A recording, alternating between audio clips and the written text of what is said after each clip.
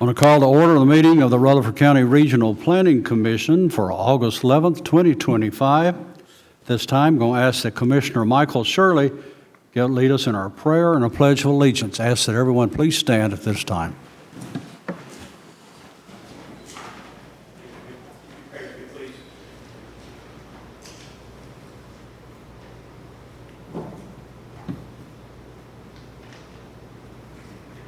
Father God, thank you for this day that you've given us. Thank you for our ability to come together to conduct the county's business. We pray that your will be done here through our body. We pray that the folks here on the Planning Commission are given your wisdom to make their decisions tonight.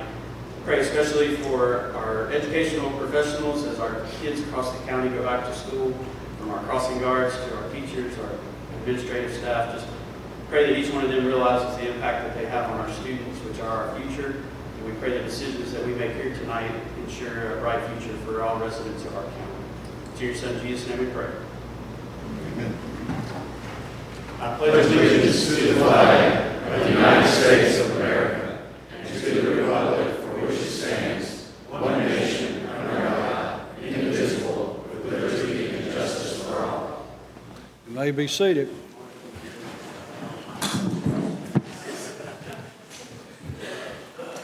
Thank you, Commissioner Shirley.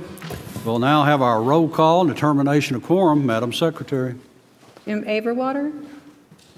Jeff Phillips. Present. Mike Cush. Present. Lee Bogle. Here. Charlotte P. Here. Trey Gooch. Here. Jim Thompson. Here. Michael Shirley. Here. Jason Beavers. Here.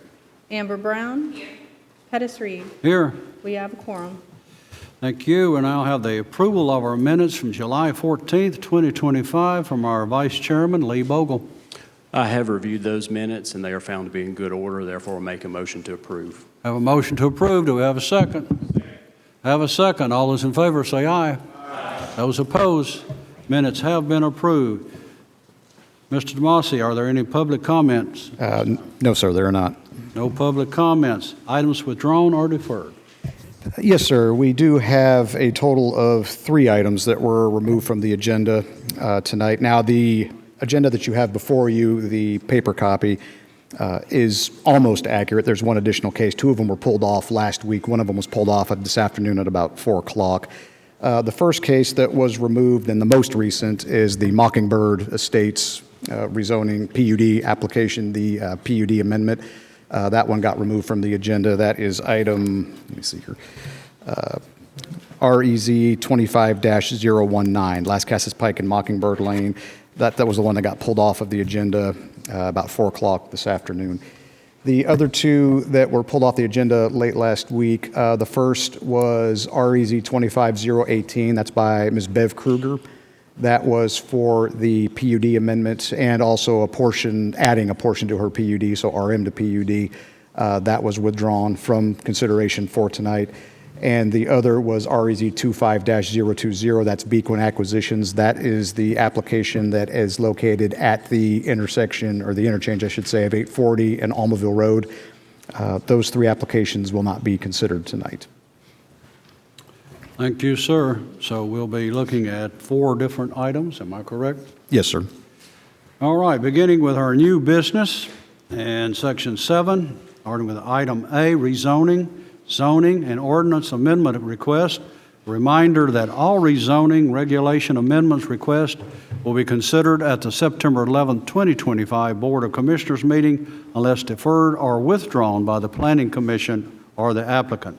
Item 1 is Waldron Enterprises, LLC, REZ 25017. Location is 7721 Valley View Road. Commissioner District is Steve Piercy, District 2. Size of the site is approximately 19.7 acres. Tax map is 45, parcel 27.01. Existing zoning is agricultural, residential. Proposed zoning is residential medium density. Mr. DeMasi. Yes, Mr. Chairman, thank you, and good evening, everybody. Before I begin, on this application, I did want to make just a quick note regarding the microphones. I know that, they're new and there's a breaking-in period involved in making sure that they're working properly. Our IT folks have asked that we do make an announcement basically saying, if you hold the microphone, hold it more toward the top, because apparently I think the receiver is toward the bottom of the microphone. That might help some. So just wanted to at least pass that along to you. Michael's shaking his head. I don't know if he believes that or not. So, okay. Yeah, we could try that. That might work. Yeah. Okay. As you stated, this first application, the property was zoned AR when the current zoning ordinance took effect in January. That should say 2013, not 23. Excuse me. The computer's not going to catch that. This property has received Board of Zoning Appeal approval on several occasions for a corn maze. There's also an event venue on the property that operates under an agricultural exemption. Those activities would discontinue upon sale or redevelopment of this property. The applicant plans to purchase this property, and they have asked it to be rezoned to residential medium density, which is consistent with the land surrounding it, to add an additional section to the Chestnut Valley subdivision.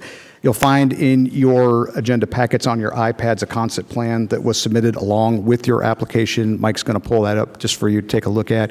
I want to stress this is not a plan development application. So this is not a binding plan by any means. This is really conceptual in nature. If this were to be approved, you're not approving the design as it is shown right there. This concept plan does show access to Valley View Road, 2 separate locations. Depending on the scope of the proposed improvements, we could require a traffic study to determine if any road improvements would be required. Typically with this few lots, that's not something we typically see, but we would have to wait until we saw a final design. Buffering would not apply in this situation because it's a residentially zoned against residentially zoned should this be approved. And our performance standards for commercial properties obviously would not be applicable in this situation either. I will say that we know that there are some drainage concerns in this area. You'll notice on your iPads I added a folder called Public Hearing Materials, and you will see a file there with a couple of letters and some pictures with some flooding issues that you'll see there. You'll see that there's 3 different files there. I tried to combine everything into one file for each case, so there's 3 different cases there that you're looking at. But Mike's got the letters here and the pictures as well, and I'll let Mike discuss the drainage in a little more detail. Beyond that, we have received some, again, as you can see, some letters in opposition to this, some concerns. So with that, we'll be happy to answer any questions that the Planning Commission might have. Commissioners, any questions or comments for staff?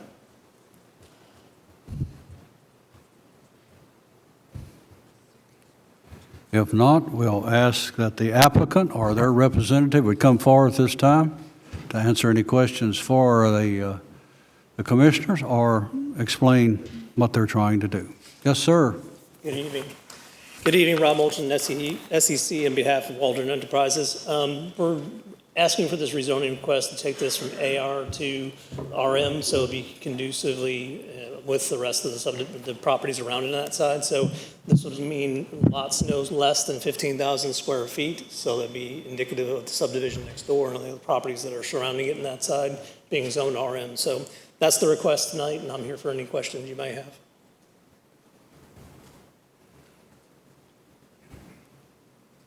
Any questions, commissioners? Thank you. Thank you, sir.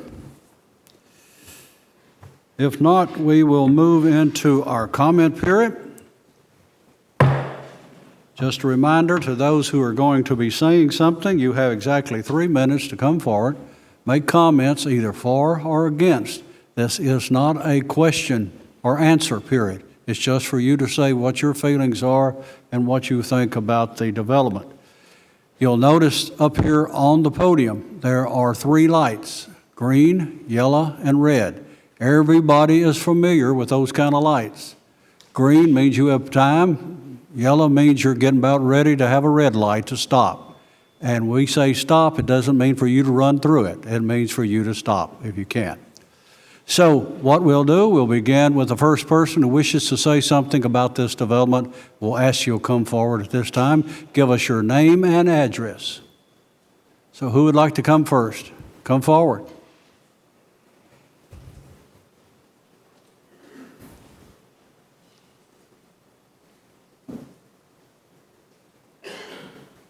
Good evening, sir. Good evening. Talk to this. Right there, talk to the commissioners.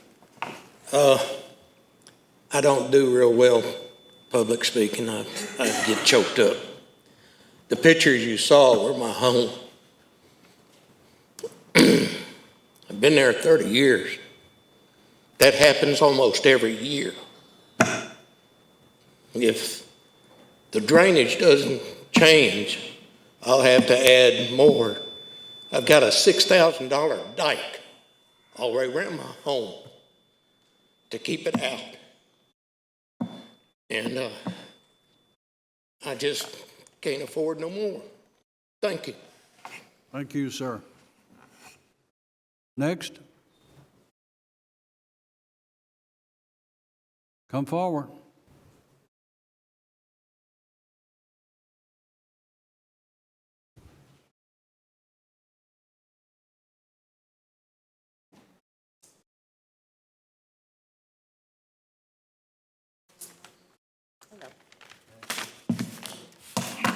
Remember, we need your name and address. I'm Roxana Sampson, 7620 Valley View Road. That subdivision would basically be in my front yard. I am on the exact curve right there. And I agree with the gentleman down here about the flooding. Anytime there is a heavy, heavy rain, there are several yards that are just constantly covered up for in or out of their driveway. Personally, I moved out there 10 years ago to be in the country. I moved out of a subdivision. I really am not fond of it. When I originally moved there, I could not even see Chestnut Valley, and then they cut down the tree line. So when I look out my front window, instead of seeing this big, beautiful field that I've looked at for 10 years, now I'm just gonna be seeing house upon house. And I guess I'm just trying to figure out what that is gonna do for my property value that I intend on handing down to my children. And that's all I have to say. Thank you. Thank you. Next.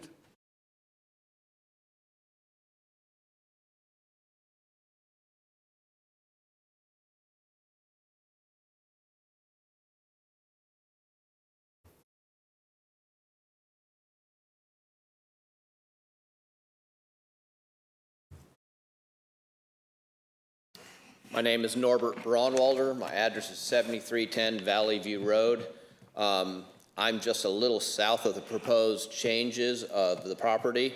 My yard is one of the yards that floods whenever there's a hard rain. My address and the one next to me to the north floods real bad, and they weren't able to put in a culvert, so they did ground the street to make a low water crossing.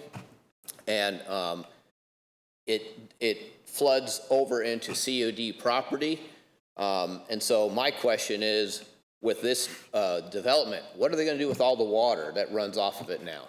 The manicured lawns, the sidewalks, the street. You know, it won't have a chance to soak in like it does now to slow down the flooding. Like the first gentleman said, he's got a moat around his house. And, you know, that whole area floods. So along with this, we probably need to look at drainage ditches down both sides of Valley View or something to alleviate all the properties.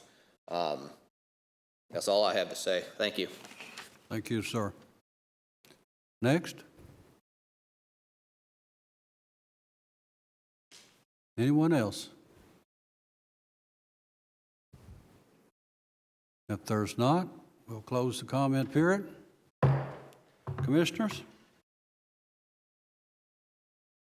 Make a comment, discussion, or motion? Mr. Chair. Could you explain the process of water mitigation as it relates to how it affects neighbors and the development that's under consideration? Yes.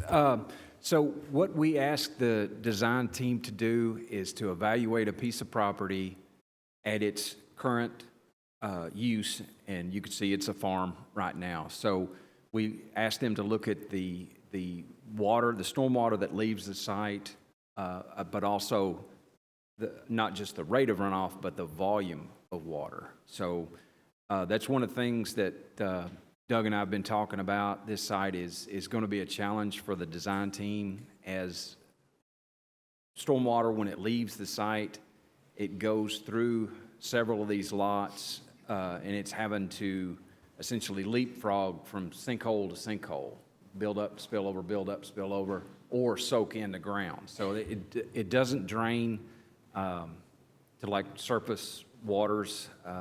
So we'll have to really work with the design team to come up with a plan to make sure that this doesn't impact the neighbors, or see if we can help alleviate some of the problems. Thank you, Mike. The goal would be any water on that piece of property, and not spill over. Well, that's one of the things, by law, you can evaluate what's leaving the site now. You're not supposed to increase anything that's leaving the site currently. So when we work with the design team, they'll have to come up with a plan to make sure it doesn't impact the neighbors.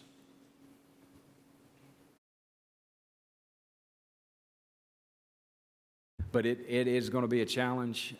You can see from these contours, there's a lot of depressions, natural depressions, and I believe, can't remember exactly, I think this is the property with a lot of the flooding.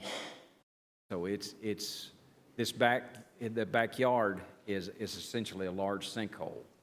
Fortunately, their septic systems are up front, but the back is subject to inundation from heavy rain events.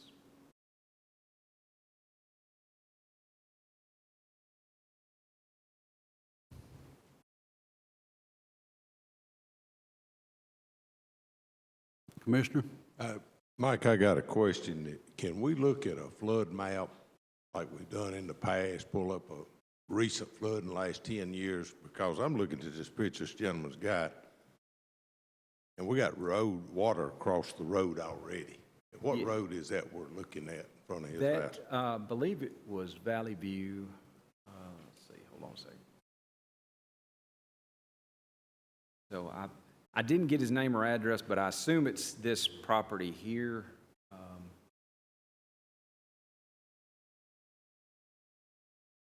If my address points will work, maybe not.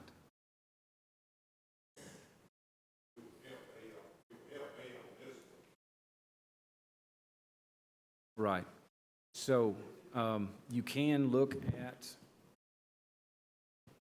I think it was, did you get his address? Oh, you didn't say it? Okay.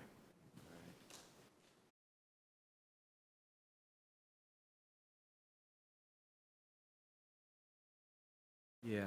We were looking at Street View, and actually, I think this house here is one of them that I'm kind of worried about with the others. You can actually see water standing in the yards. It must have been after a heavy rain in July of 2019. So you can kind of see how wet it is here. So that's one of the things we would have to work with the design team to make sure that they're not impacting the downstream neighbors.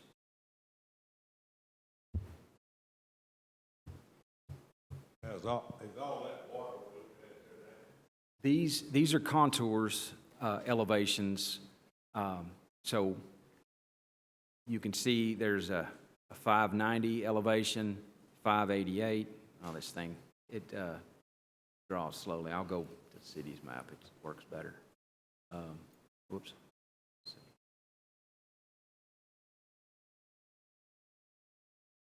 So 590, 588, 586, 584. These are elevations feet above sea level.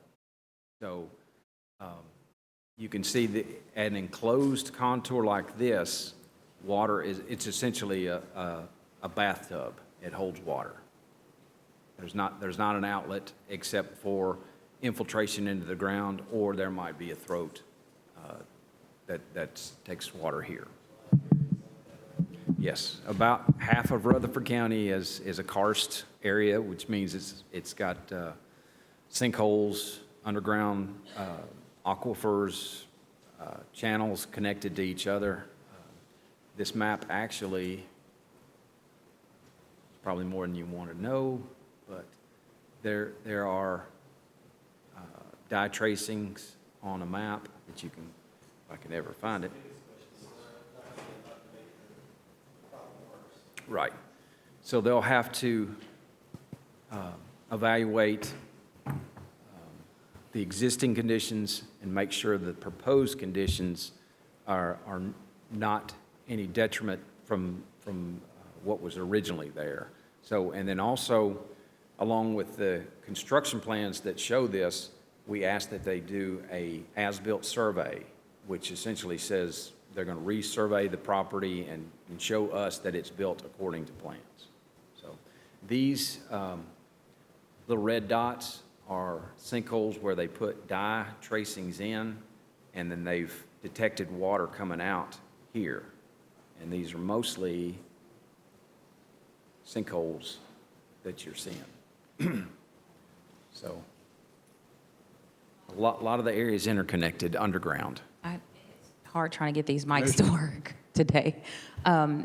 So you were talking about there would be analysis done. So if this were approved, that happens at the next step of the process? Well, part of the preliminary plan is to show us an overall drainage plan. So that's the first step. And then they'll do the construction plans, which are the nuts and bolts, how this subdivision is going to be constructed.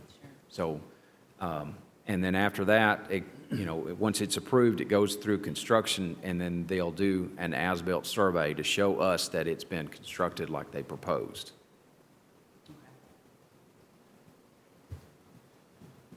With what I guess from the neighbors, they're worried that flooding would be increased.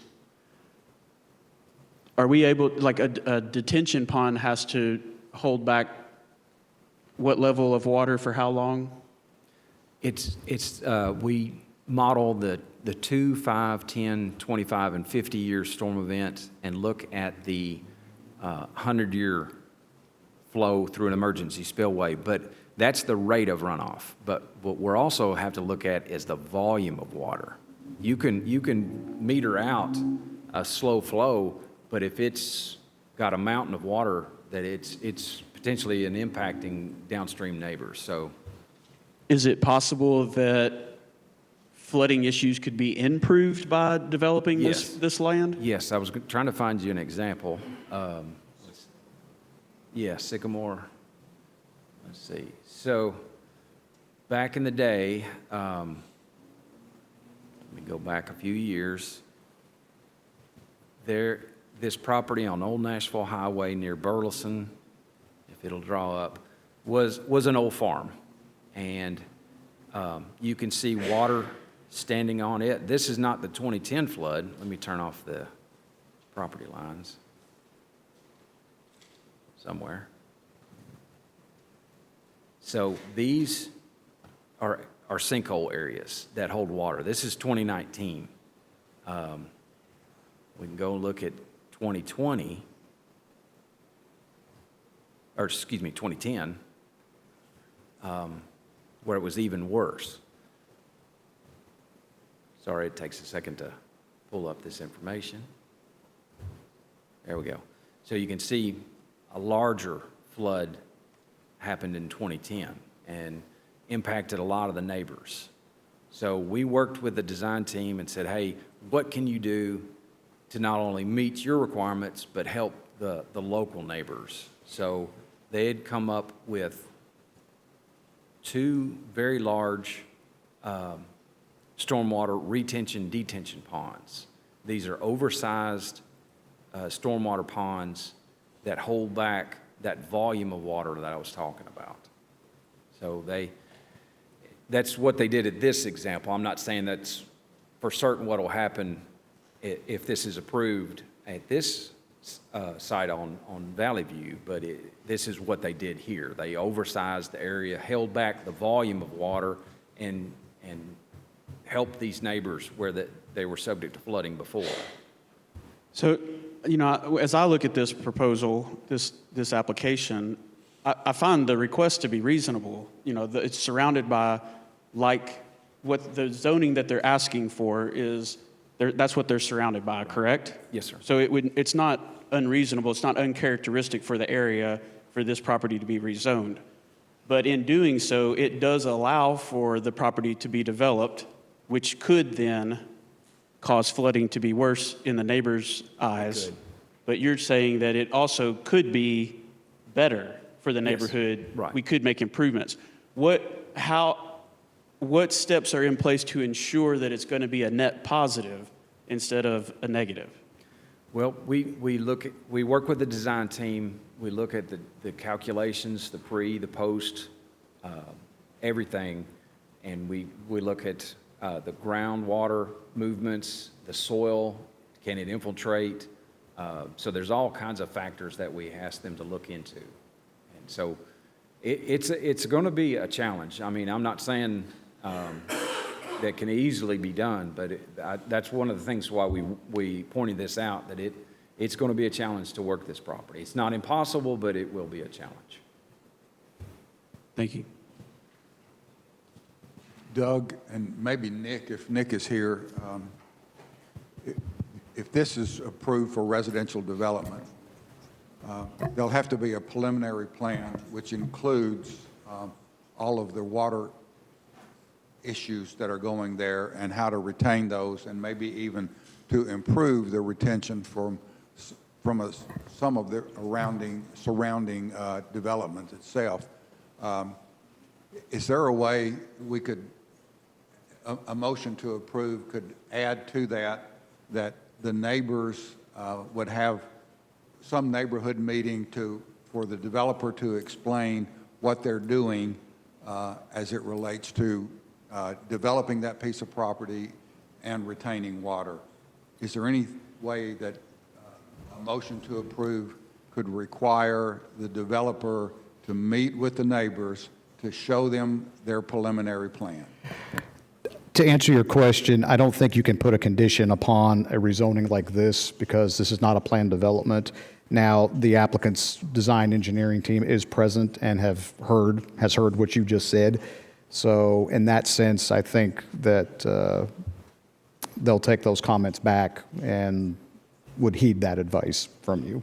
I want to make sure, Rob, I need you.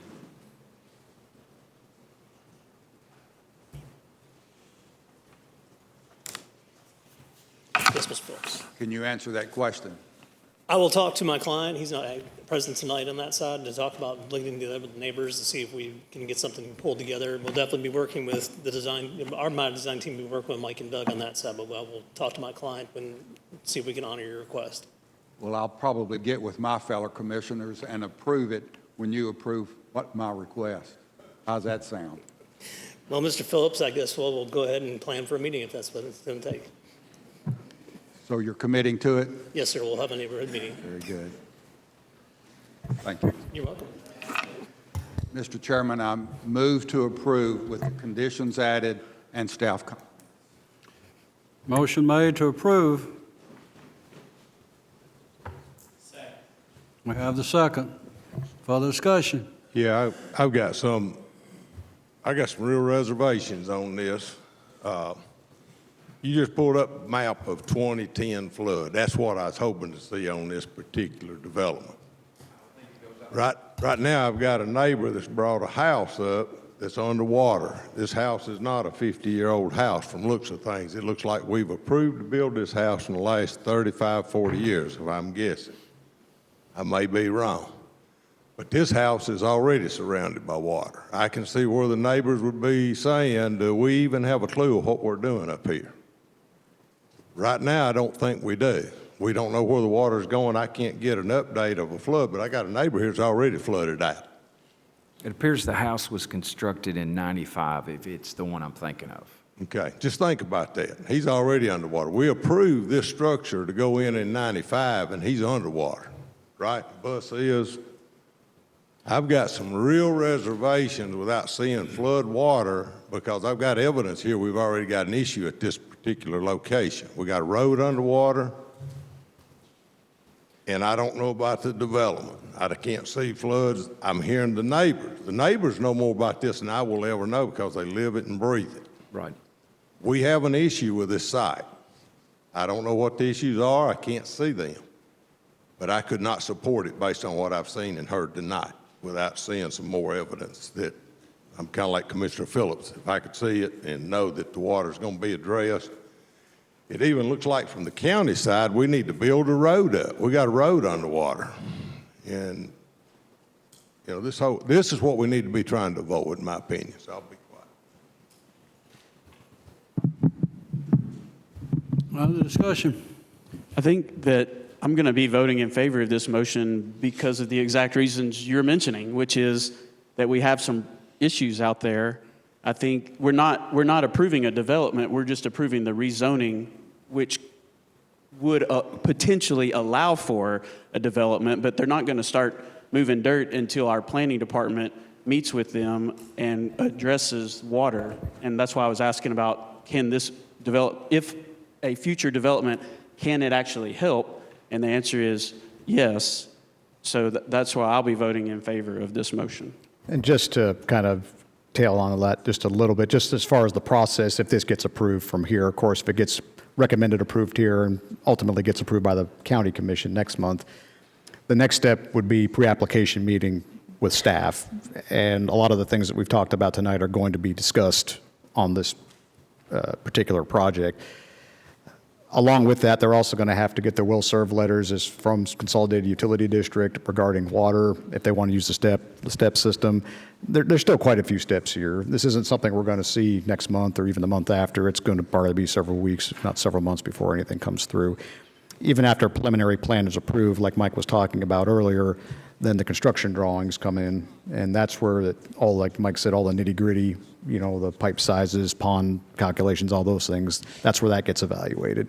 So there's still quite a few steps to this process. I got another example if you want me to go through it, but it's up to y'all, whatever you want to do. The Southern Harmony was a huge cattle ranch, Mayor Burgess's farm. It was subject to flooding, and then the Royal Glen subdivision downstream of it, the house on Stilson Way, they call it the sandbag house because every time it rained hard, the people would have to put sandbags up to protect the house. Well, we asked the design team for Southern Harmony, Dale Webb, what can you do to help the surrounding areas and not just meet your requirements? Well, they went above and beyond, and they created these oversized ponds, and also they created wetlands to help the water soak in the ground. And I'm not saying that this development on Valley View could do that because of the scale, but, you know, diligent work, and it can be done. So they've reduced the runoff from this property by 50%, which is huge. Mike, and you'll be making the recommendations for the potential ponds, correct? Yes, ma'am. Because I have reservations on this too, just because it's just going either way. Yes, and it's ma'am. just not Right. clear enough for me, but I just want to make sure as we keep going through the process that there's analysis being done, that you all are hyper involved in it Oh, as yes, well along the way, because we still have, I would assume, the ability to turn down whatever is approved with site plans and anything else that you all come up with. Yes, ma'am. Correct, You'll okay. go through we'll have the preliminary plan step. The construction plans you won't see, it'll be staff, but then you'll see final plat. Okay. So there's additional steps. And the ponds are to be maintained by the homeowners association. So each subdivision has to put together a homeowners association. And then there's an agreement that goes along with that, that if the homeowners association goes belly up, void, whatever, the county has the ability to take that over with our public works department. Commissioner Cush?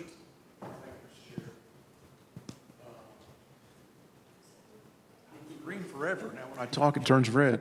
I appreciate fellow Commissioner Thompson's concerns. I do want to point out, though, that from a hydraulic and a volume standpoint, and County Engineer Hughes hopefully would agree with me here, that some roads are designed actually to overtop. So that condition you see in that picture, I'm not saying this is the case, but sometimes county roads are designed to overtop, because if they don't, you do create a bigger problem for water being trapped, and you have a taller dam, basically, and it creates an even bigger problem because water can't escape. If the culverts aren't big enough, I just want to emphasize the fact that some roads are designed actually to overtop in conditions like this. Commissioner? Well, I just wanted to say, at least with the project, there's potential to help improve, but, without it, we know it's not going to help anything. So, I think if they could show some good faith, it would be, to help the situation, it would be good. Other discussion? If not, Madam Secretary, call the roll, please.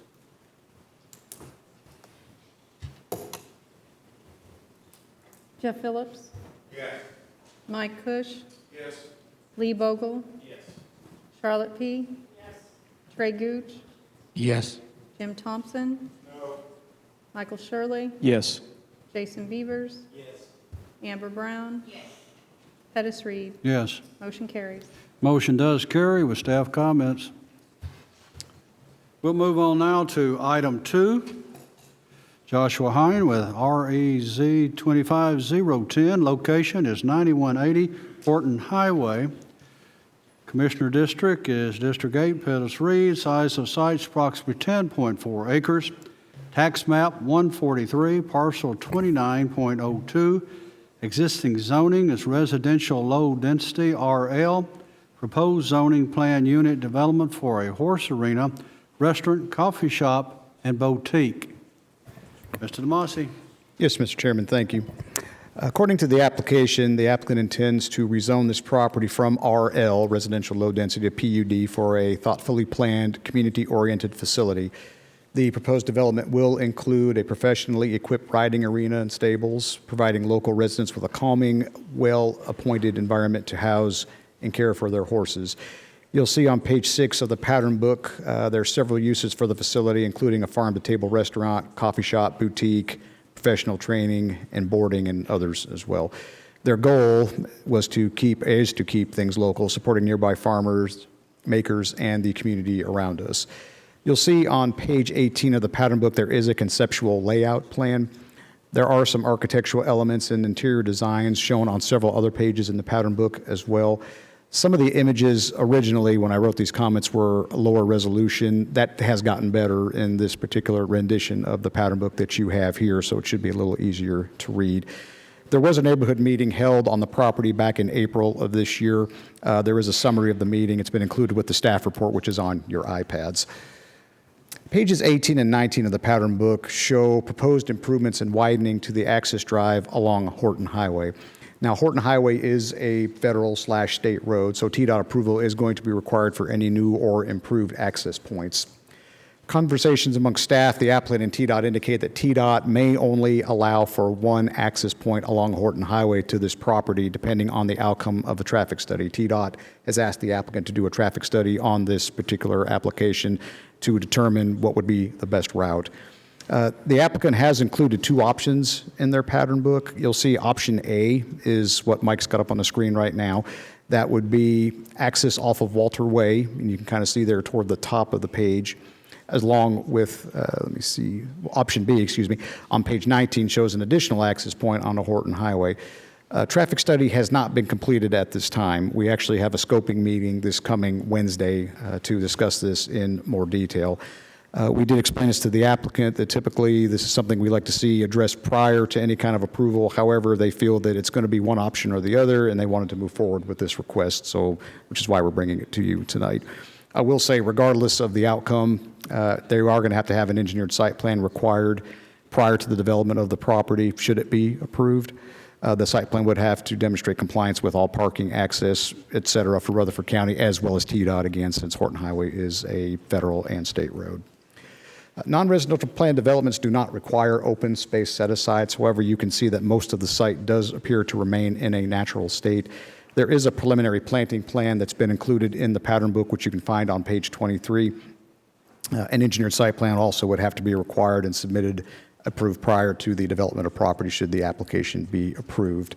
And of course, our performance standards for dust, noise, et cetera, would also have to meet county standards. That would have to apply. We have sent multiple review comments on this pattern book to the applicant's team. The most recent was sent on July 30th.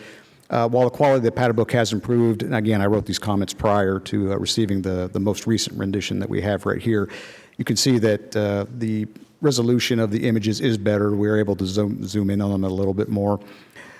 I will say that we did receive a letter today, late this afternoon, from one of the residents in the area. That letter is on your iPad. And I'm not going to read the letter for you word by word or anything, but you can take a look at what's on the iPad. I think a lot of the concerns that the neighbor had out there from that letter just had to deal with more specifics being listed in the pattern book. So with that, I'm assuming the applicant's here. I honestly don't know because there's a lot of people here. But with that, we'll be happy to answer any questions that you may have on that. Commissioners, questions for staff? Commissioner Shirley. Thank you. I didn't have time to go back and watch the recording from the last time this was before us. Can someone remind me what did we do last time that this came before us? Actually, I don't think this has come before us yet. This was... Did it get pulled? Oh, okay. Yeah, it got pulled. right. Okay. Yeah. So I was that's like, I know I've looked at this. So Yeah. okay, thank you. Yeah, it was on the agenda, then it got pulled off, but it never actually got considered. Okay, very good. Thank you. Mm-hmm. Other questions? Mr. Chair, do we know of any other facilities of this type in the area? Is this something new to the area? I believe that what they're proposing, I'm not aware of anything that's similar. I mean, there's obviously a lot of places around the county that have horse barns and things. As far as a place that has the horse barns, has like a boutique, a restaurant, those kind of things, all kind of in one-stop area, one-stop shopping, so to speak, I'm not aware of anything in Rutherford County. Now, I could be wrong. Maybe it's out there. I just don't know it. But I'm not aware of anything like this. I did speak to the neighbor to the south this afternoon, and they were very excited about it. Anyone else? I just have a question about it. It says events and competition hosting, what that would consist of. That's a good question for the applicant. And I think that's kind of what the letter I referred to a little earlier was talking about, the specifics on some of these things.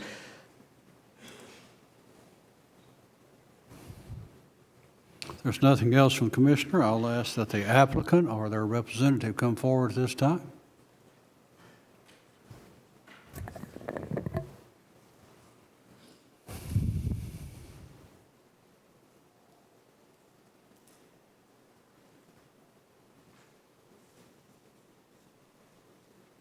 Good evening. Sure. Okay. Name and So address. first, Doug, you took the words right out of my mouth. Great job, man. My name is Josh Hein. I'm building this friendly equestrian facility with a small restaurant and a few boutique shops. And I'll be living in the development myself. So as far as like my neighbor's privacy, it's going to be a priority. We plan on doing a state-of-the-art equestrian facility. There's currently a horse barn that's already there that services 15 horses, excuse me. And yeah, I think it'll be a real benefit to the community. My wife and I are really excited about it. It's kind of our family, or our dream project. And if you guys have any questions, commissioners, thank you for your time. Please let me know if you have any further questions. I've got a question for you. I am curious about the type of events because the first thing I think about is noise. Even though you do have a lot of space between your neighbors, it can get really loud. So can you talk about the type of events that you'll be doing? Yeah, absolutely. So it's an indoor riding arena where the events will occur. So this is for any hunter jumpers or classes that we may have. We may host smaller, younger, anywhere between the ages of 10 to 16, classes that will be held privately inside the indoor arena. So this isn't like a concert venue or anything like that. This is strictly an equestrian facility catered around learning how to ride horses, Western as well. The restaurant was just like an added feature. And I think it was, again, kind of like a dream scenario here for us, but it would definitely be a unique facility for the area. There's not a lot of restaurants in the area. The closest restaurant to us, I believe, is like Grindstone Cowboy in Eagleville. And since my wife and I are going to be living in the area, we're like trying to dive in and invest and build it up with the respect of the people around us. Give me some indication as to the number of events. Are you talking about one a month or one a week? Yeah, it would be once every 3 months, once every 6 months. So nothing, crazy. My wife is a very light sleeper in that train that goes by, so she's not big on loud noises. So I've been ordered. My wife is also maybe a little bit more up to date and hip than I am, but what the heck is a boutique? Oh, it's just a broader term because we don't know if we want to do like a flower shop or an ice cream shop. Since we had the capacity, I think we were approved for 130. So we wanted to do a small farm-to-table restaurant, and then we had a little bit more room to, I'm like, hey, well, what if we added in like a flower shop or, it's a technical term that they told us to use. Also, Mr. Hein, I believe you said you were going to live on site? Yes, sir. My land will be actually attached to this land. Okay. Where do you live right now? Right now, we're in congested East Nashville. So we're country folks, so we're excited to get back out in the country. Thank you. Mr. Chairman. I've got Mr. Cush, and then we'll have you, Mr. Chair. Josh, I think you said there are currently 15 animals on site now? Yes, sir. And looking at the document here, you're proposing 18 to 20 stables? Correct. So you're really only increasing approximately five horses? Yep. So we'll probably have like 20 horses and then maybe, 4 ponies for our kids. Okay, thank you.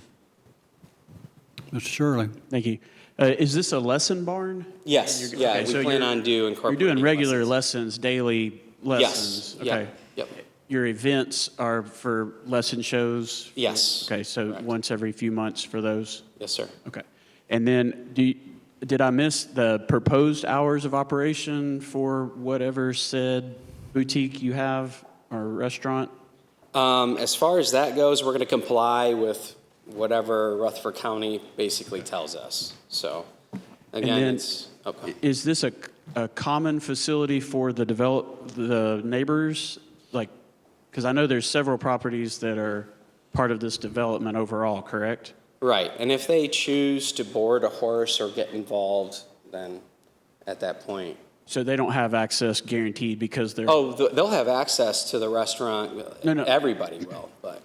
This particular location, is it a standalone operation or is it a part of an overall neighborhood development? Like, when you buy a house connected to this property, do they get to come in there like by right a part of their neighborhood development? We haven't really discussed that because there is money into maintenance of the facility itself. So our intent was to board it, Okay, so it's a standalone agricultural operation? Yes. Okay. Yeah. But I think the community would love the feature of having, like a cafe or restaurant or a coffee shop that's close by. And I saw in the neighborhood meeting, there were people that were asking about walking trails and things like that. Yeah. Is that a Well, part of your? I would say, I would embrace everybody in the community, but there is a liability to everything, so we just have to kind of come through that, and we haven't quite made the decision. But, I mean, I could easily say yes if people want, if they're curious. I mean, we're always up for people that want to get involved in learning equestrian, so. Mike, can you go back to that picture you were just at? Look like a Google Earth maybe, or right? What of those? The ones that flashed up there, what are any of those three structures going to remain?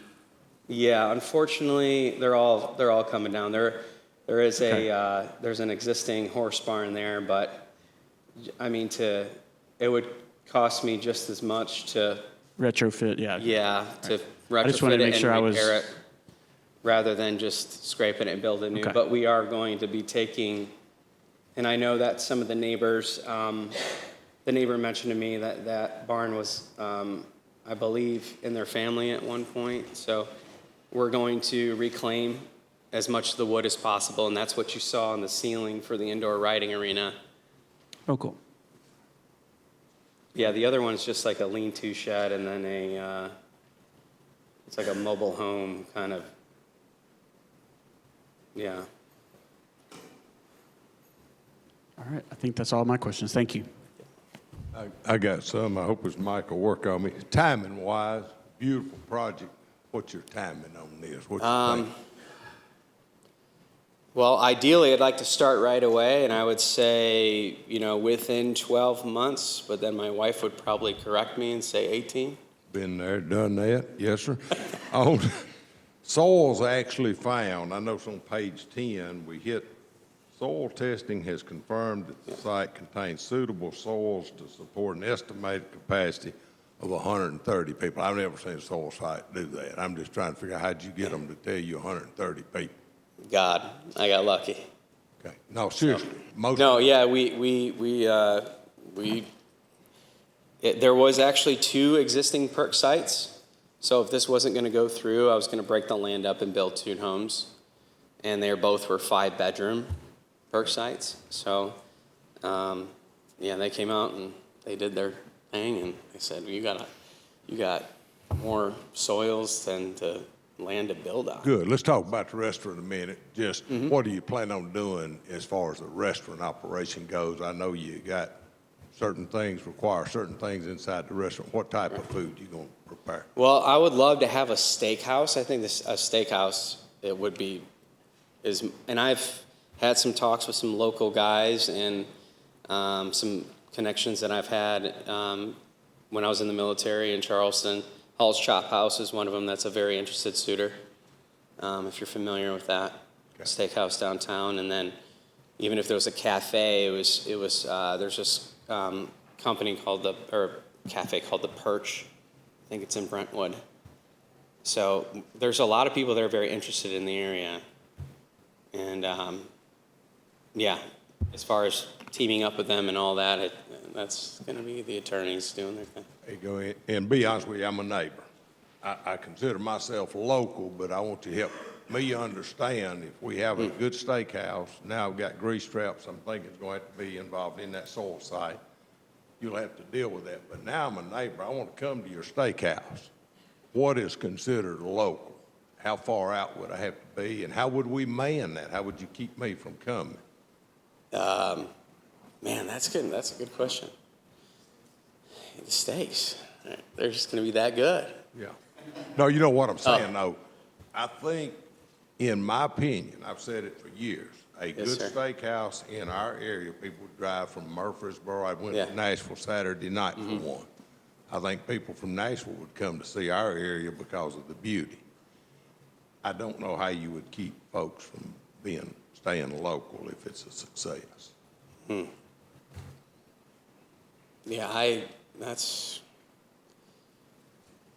have faith that we're, and we're going to do everything that we can to cater to local and team up with local vendors. Okay, thank you. Anyone else? Commissioners?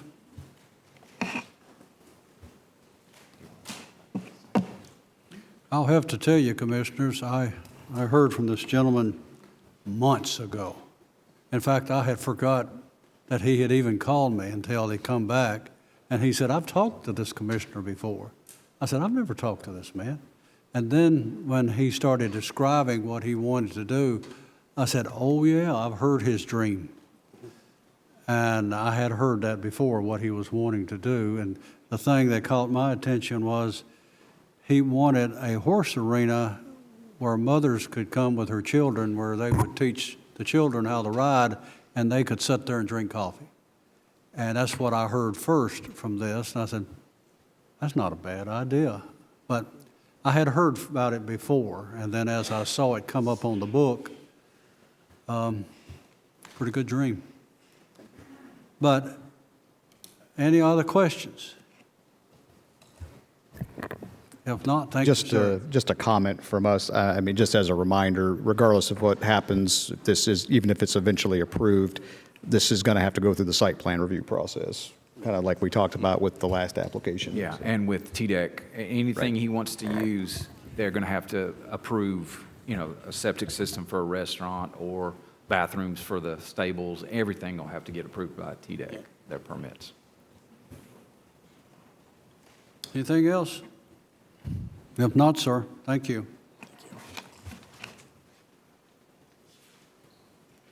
We'll now move into our comment period on this piece of property. And we'll follow the same procedure that if you have comments, either for or against, we ask that you'll come forward. You still have 3 minutes. You'll still have the green, yellow, and red lights there to operate from. We need your name and address, and we'll ask anybody who's got something to say to come forward.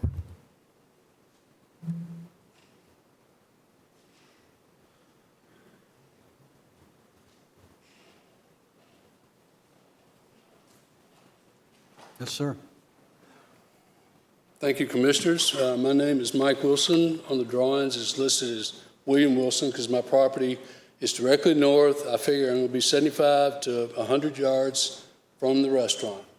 So I will start out by saying I'm not opposed to the project, but I have some concerns. My family has enjoyed this area for 200 years. This is our previously owned this property. The house I'm in, we've enjoyed the peace and quiet for the last 150 years, and I'm concerned about that. But my first concern is what's labeled as a detention pond.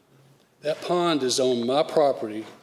It's a well-stocked, spring-fed pond that I cannot see being allowed to be a detention pond.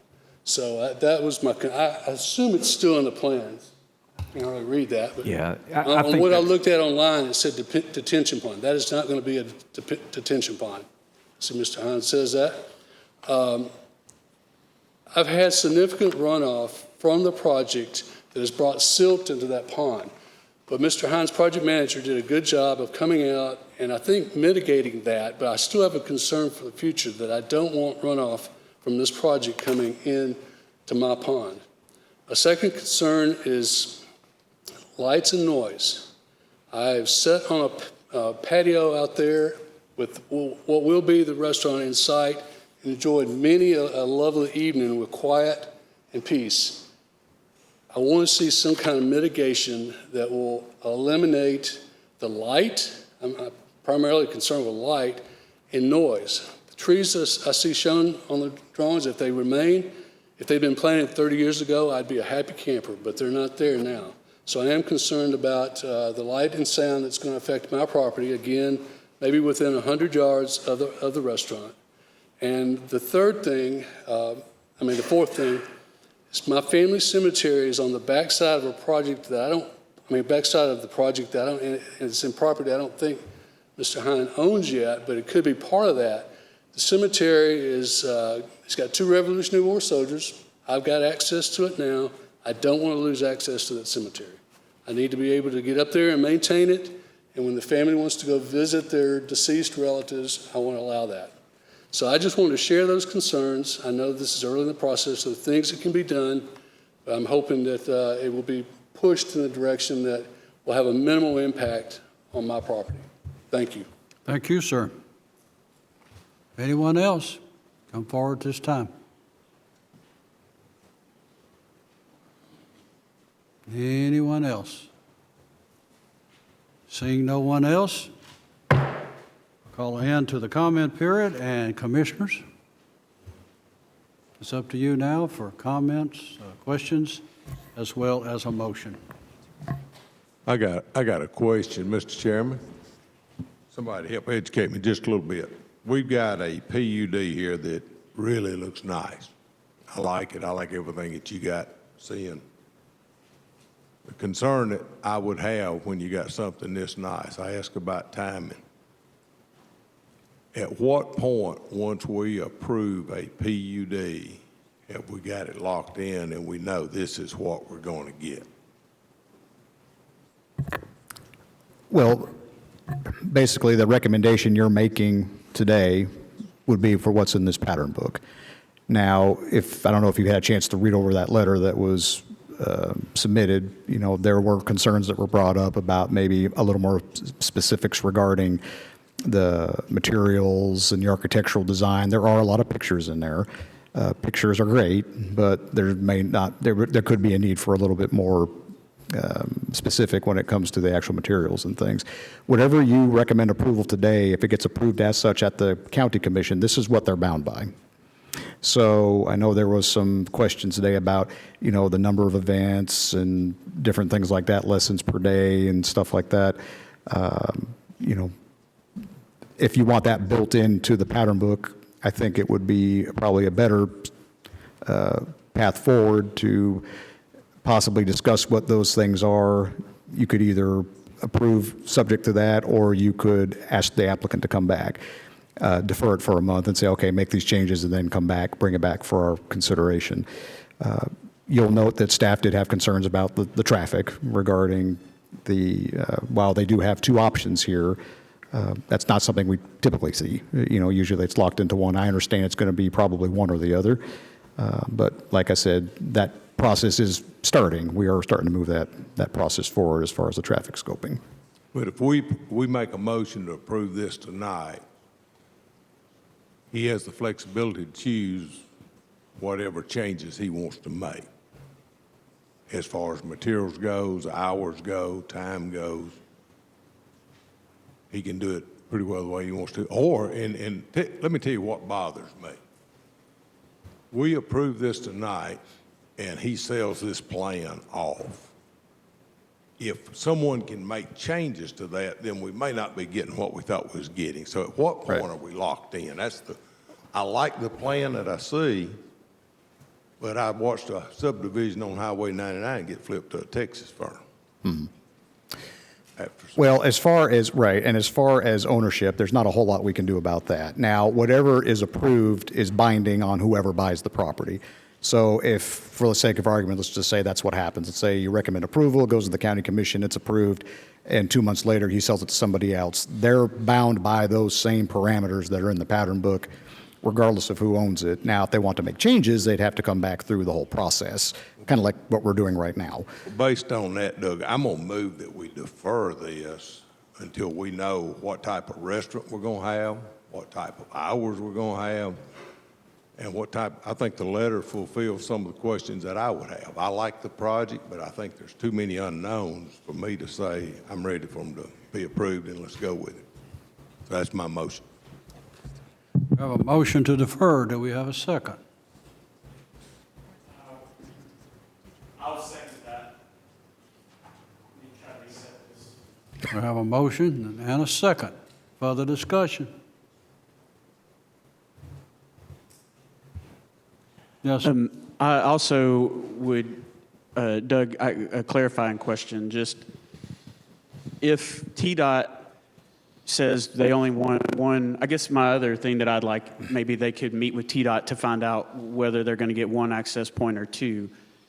If they get one that is just feeding the barn and the vent space there, would that second one, the north one that's bordering a residential property, would that have to be paved, or could that be gravel? Well, the reason I ask is because as a horse show kid myself growing up, we would come back from shows at 2 o'clock in the morning, and with a big trailer going down the gravel driveway, that could cause a lot of noise and stuff for the neighbor who's right beside it. This might be the time to ensure that we address that, because it's gravel right now, correct? I believe that's correct, looking at that. Now, I will say, and Mike, feel free to jump in, whatever TDOT's going to require of them, I imagine, will have to be paved at least in the right-of-way. Now, once it hits the property, that's where it becomes, if they're proposing gravel and it's approved that way, that's what they're allowed to do. Even for a commercial, because it's commercial, like if they're doing a boutique and a restaurant, would gravel potentially be allowed? I thought it had to be a dust. Well, as a planned development, they can ask for that because they're basically creating their own zoning district in a sense. Right. So, I mean, to answer your question, yeah, a typical restaurant parking in a commercial zoned, tract, yeah, that has to be paved. But they're coming in as a planned development and saying, well, we want to keep this as less paving and more natural gravel, that kind of thing is what they're looking at. So I guess that would be another thing that I'd want some clarification on before I could vote on this. And Mike, you were going to say something about the pond a minute ago? Yes, sir. Any site plan will have to address stormwater issues, so I think that was just mislabeled as it's probably a farm pond that they labeled as a detention pond. This site will have to have its own stormwater management area. Correct. To assure the neighbor, they don't have any right to put more water in that pond if he doesn't want it. Yes, sir. Correct. Okay. So I think that's, for me, the hours of operation that was mentioned and the TDOT, that's my only two things. Any more discussion? If not, all those in favor say aye. Those opposed, it has been deferred. Moving now to item 3. Laws Bouldin for WB Real Estate, REZ 25014. Location is Ocala Road. Commissioner is Joshua James for District 9. Size of site is approximately 21 acres. Tax map 95, parcels 9.01, 9.05, 9.06, 9.07, and 9.09. Existing zoning is residential medium density. Proposed zoning is planned unit development, PUD, for various commercial uses. Mr. DeMasi. Yes, Mr. Chairman, thank you. You'll notice on the map that Mike has up, these properties are all lie between Ocala Road and Interstate 840. There are a couple of these properties actually they typically extend beyond the interstate to the south side of 840, but we're only considering the north side of those particular tracks. So I just wanted to make sure that was clear. You'll see on your iPads information regarding this application, and according to the pattern book, I'm not going to read that whole thing, but the Ocala PUD proposes 3 different commercial buildings fostering a diverse but selective range of businesses opportunities within the area. You'll see a conceptual layout plan is shown on page 8 of the pattern book. Now, I will say I think the page numbers are pretty much the same. Mike has it up here. We just got this revised one late last week. So I didn't have time to go in and try to change, page numbers or anything. But what Mike has up kind of shows you what the conceptual plan looks like. You're seeing 3 buildings with about 155,000 square foot of space is what you're looking at. Architectural elements are shown as well in the pattern book, as well as a phasing plan showing a project being developed into 2 phases. You'll see a list of proposed uses also in the pattern book. The list shows several uses allowed by right, but it does appear to remove a lot of the more objectionable ones. There was a neighborhood meeting held on the property back in May of this year as part of a town hall meeting hosted by Commissioner Joshua James in that district. We were present at the meeting, and there were several questions. The pattern book actually does provide a brief synopsis of that meeting, kind of toward the front of the pattern book. I forget which page exactly that's on. You'll see access and parking. There's a concept plan on page 8 of the pattern book. It shows 2 proposed access points onto Ocala Road. You also see a shared access drive extending between buildings B and C. Customer client parking is shown on 3 sides of the building, while loading bays are shown at the rear of all proposed buildings closer to 840. I'm going to let Mike talk more about the traffic study here in just a moment, but I will talk regarding The landscaping in the area, again, as we discussed with the last application, non-residential PUDs do not require open space set-asides, but the applicant is leaving an existing tree canopy along the frontage of the property to better screen it from Ocala Road. And surrounding properties are zoned for non-residential use, so buffering will not be required to the east or the west. As with any application that we see, especially for when it comes to non-residential development, there will have to be an engineered site plan submitted to our office demonstrating compliance with all of our parking requirements, our landscape requirements, our performance standards, and those kind of things. I will say that this property is located within the Almaville Road Employment Center as currently shown on our adopted long-range plan. They are proposing to assemble the remaining 5 tracks along the south side of Ocala Road, which we feel is preferable to a more piecemeal approach, a lot-by-lot type approach. And quite frankly, I don't think that these properties, due to their location to 840, are going to develop in a residential manner. I think you can expect to see something on the lines as to what we're looking at today. We did have a meeting with TDOT and the applicant on August the 5th to discuss potential traffic improvements. The applicant did complete a traffic study on this application. Again, I'm going to turn this over to Mike here in just a moment just to kind of go over some of the highlights.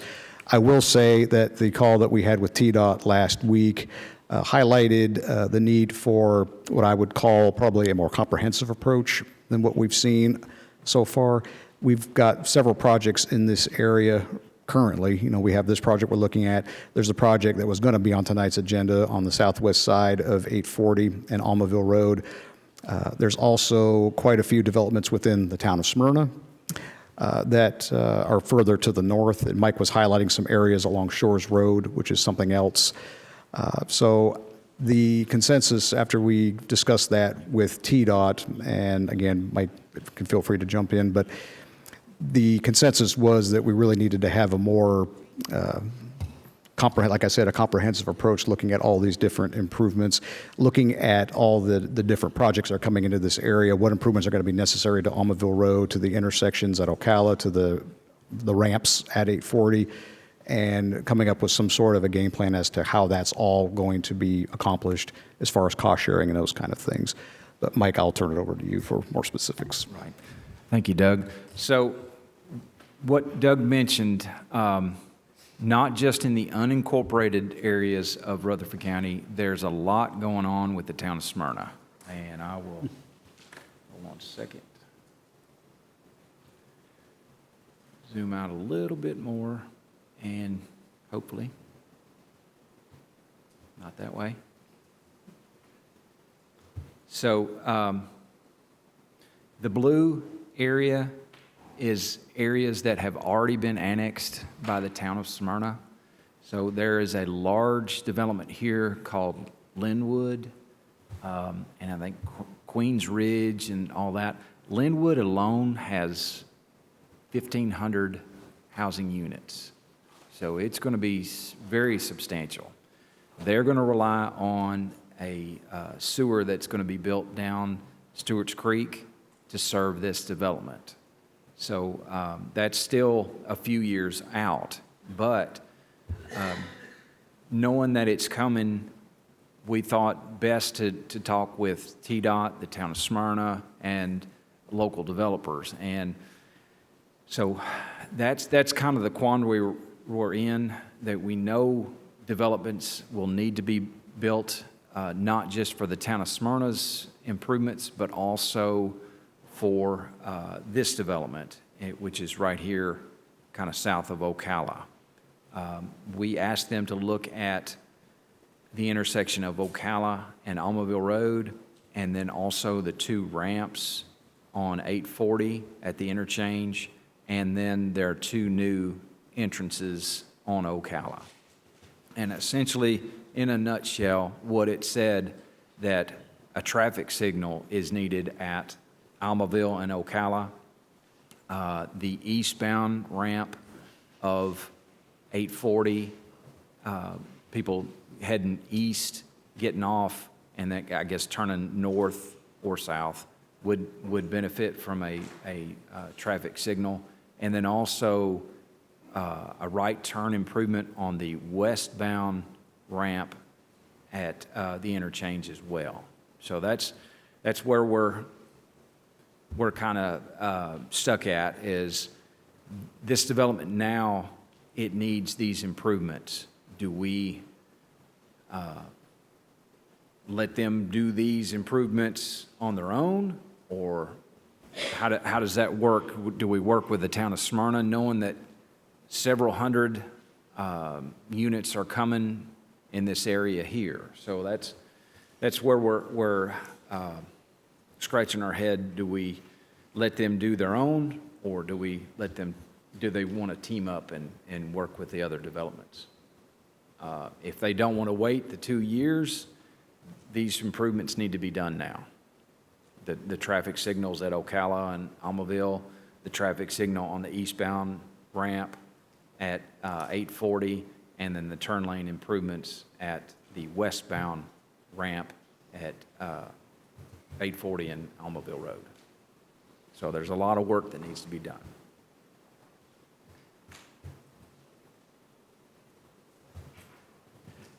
Question, Mr. Chairman. Okay.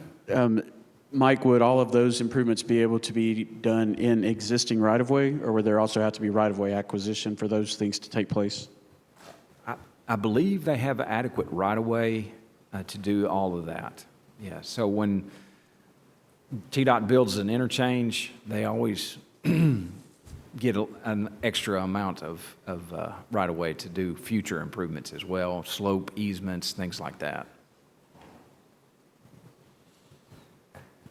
Mike, are you talking about them, I guess, doing a cost share with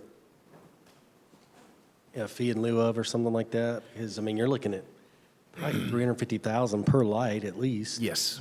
I mean, you could easily, you're going to have over $1 million worth of improvements for this one little project. Yes, sir. Right. So that's the quandary we're in. The county does not have that framework set up just yet. We're working with that on another development, but that's still a long ways off until we get something approved and through the county commission to accept funding. Spread the burden. Yes.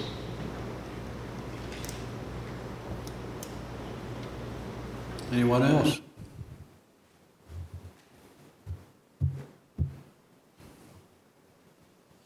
If not, we'll ask that the applicant or its representative come forward this time.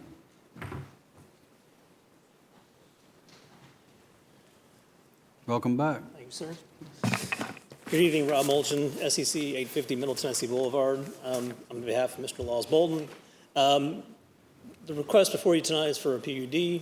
We're looking to develop this property, roughly 21 acres, into like a flex kind of space in regards to the opportunity for 3 buildings. That would be flex space for businesses, commercial and or industrial, light industrial on that side. So it's more or less a building that gives opportunity for new local businesses to expand on that side. We went through some parameters inside the book that you guys have before you on that side to more or less lessen some of the impact in regards to by the sizes of the buildings being smaller, that this would be more local or semi-regional type of like clientele that would occupy these buildings on that side. So we've also put in the book in regards to some limitations in regards to what the ordinance permits in regards to the truck bays or loading zones on that side. So again, they're very limited in regards to the number of bays that are shown on this plan on that side, which will also help keep this in a more smaller capacity of type of user that would be utilizing these spaces on that side. We are proposing on this project, one, from a landscaping standpoint, we're actually recessing the buildings back off the road, so we're not actually up on the road. We're proposing about a 95-foot like zone, that's a preservation zone along Ocala Road, to more or less shield those buildings from the roadway itself. So we're kind of being good neighbors to that area out there on that side by leaving those treated areas out there to remain and putting the buildings behind those. You also, inside your pattern book, you have a good complement of what we're looking at architecturally with these buildings. They're not going to be, solely a tin or metal-sided building.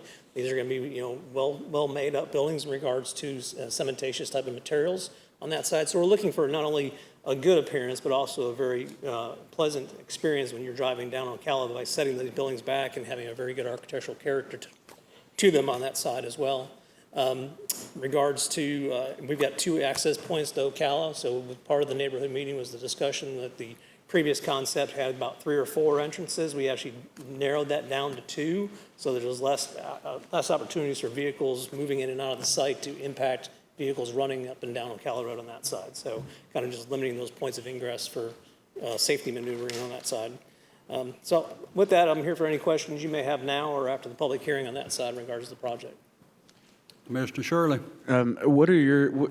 What's your response to the recommendations of the traffic improvements? What are your thoughts on that? Well, I think it's one of those things where it's kind of like, how long is this process going to take from the developer standpoint? That's really the big thing. This is a new leap in a direction that I don't think anybody in this county has taken on before, to more or less hold this project up in regards to that. We know what we're technically required to do, but we do also see the benefits in regards to if this is going to be a cost-sharing basis, that a project of this size really can't take on responsibilities of 2 traffic lights and other improvements to the interchange on that side. So we're kind of open to the idea of what's being proposed. We just would kind of hope that the process would go a little bit quicker than I think it may go on that side. But this is a very, very regional kind of look that Town of Smyrna and Rutherford County are taking on in regards to this type of traffic study on that side, and really seeing what the global impacts are along the automobile corridor for TDOT on that side. So, but it's really more of a timing thing for us on that side. We don't mind being cost shared. We don't mind being part of a cost sharing situation on that side, but we just don't want the period of time to really expand out on this to hold this thing up. Commissioner? Mike, is this something that they could get together with, I guess, the county commission or something to work out, or staff to work out a cost share? That might be an answer from Nick. You might need to chime in on that.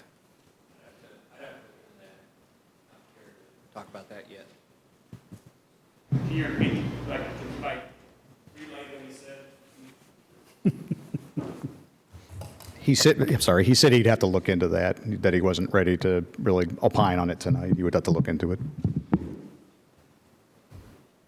So, cities have that ability to do funds in lieu of. The town of Smyrna has that ability, the city of Murfreesboro, but unfortunately the unincorporated Rutherford County does not have that ability. And that might need some work. Did we do that with the Burgess Farm? That they're looking into it. That's what the other side they're looking into. It also presents a different scenario when you have multiple developers, multiple projects, multiple phasing, interconnectivity. It's a little bit different if you have one singular developer that's dealing with the county. It gets a lot more complicated otherwise. In different municipalities, the county and town of Smyrna working together. So here we are. This is the best project I've heard since I've been on the commission. You're fixing to push the envelope one direction or the other. We're here. There's no way I can make a motion to approve this. We already heard the traffic study say we got a problem with traffic already. We got money ready to go. So what is the process for getting, I'm not even asking this to you. If it's county commission, if it's planning, thank God we are here. I'm glad to be here. So let's talk about how we're going to fix this.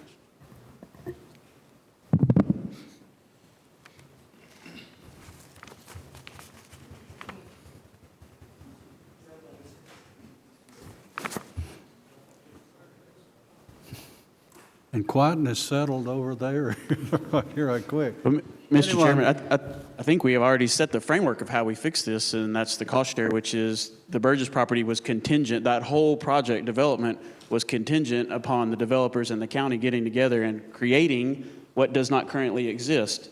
This project needs that same thing that does not exist. And I'm with Commissioner Thompson that I could approve this contingent upon traffic signalization happening at those intersections. Sure, I'll do that. How we pay for it, don't know. I mean, that's where we're at, and I don't think this is the only development that these are just two in a long list of that I think we're going to start to see more and more of. The one that we did on Twin Oak, those developers agreed to make those intersection improvements at a state road. They're paying for it, the whole thing. If you all wanted to pay for the whole thing that's recommended by TDOT, I'm all for this project.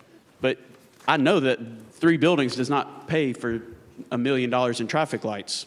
So again, this is just another project that needs that cost share ability to go ahead and set aside that we know what the total project cost is of putting in the traffic lights and use the calculator that they're working on. So, I mean, that's where I'm at. I mean, I hear the public comment today, certainly, but I would lean towards waiting for the mechanism to be developed that we need. Mike, Mr. Shirley, you remember how long it's taken us to get traffic lights at Rock Springs and 231? Years. And I think they're still working on it. But that's what it is. Yes. My question's more of just an understanding, because I wasn't a part of the Burgess project, but I think what you were saying, Michael, is everything was approved, like every step of the process was approved with contingency. Is that correct? And no deferments, because deferment's not taking any actions forward. So you're kind of dead in the sand on a deferment too. Right. Well, what ended up happening with the Burgess property that we're talking about, the applicant had put a lot of work into the improvements that needed to be made as far as the on-site and also additional off-site improvements that were identified on the traffic study, and then laid out a methodology which our traffic consultant looked at as well, and then recommended changes to the methodology that was used. Ultimately, there was an agreement on the methodology and said, okay, there needs to be an agreement between the county and the developer as far as how this is going to work. That's a work in progress. Okay, that development would have to be approved by the county commission, and that has not happened yet. So that's still been, again, a work in progress. Mike, Nick, correct me if I'm incorrect on any of what I just said.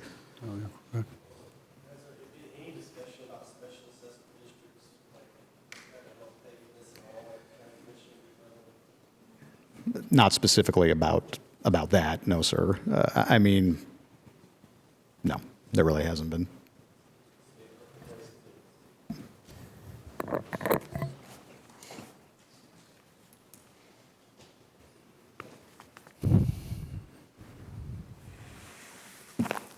Any further discussion for the applicant?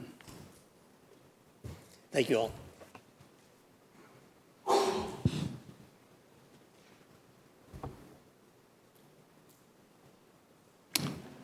We will go ahead with, since we may have people here that have come here for the comment period, we'll go ahead and ask for those to come forward. We'll open it up for comments and ask that those that are wishing to come forward and make either for or against on this, you'll have your 3 minutes to come forward up here to the podium. I ask you do so at this time.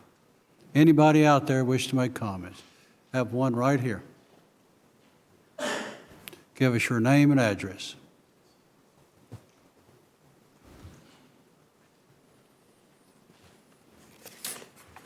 Laws Bouldin, 358 DeJarnett Lane. I'm one of the developers, but since Mr. Molchan did the presentation, I held off.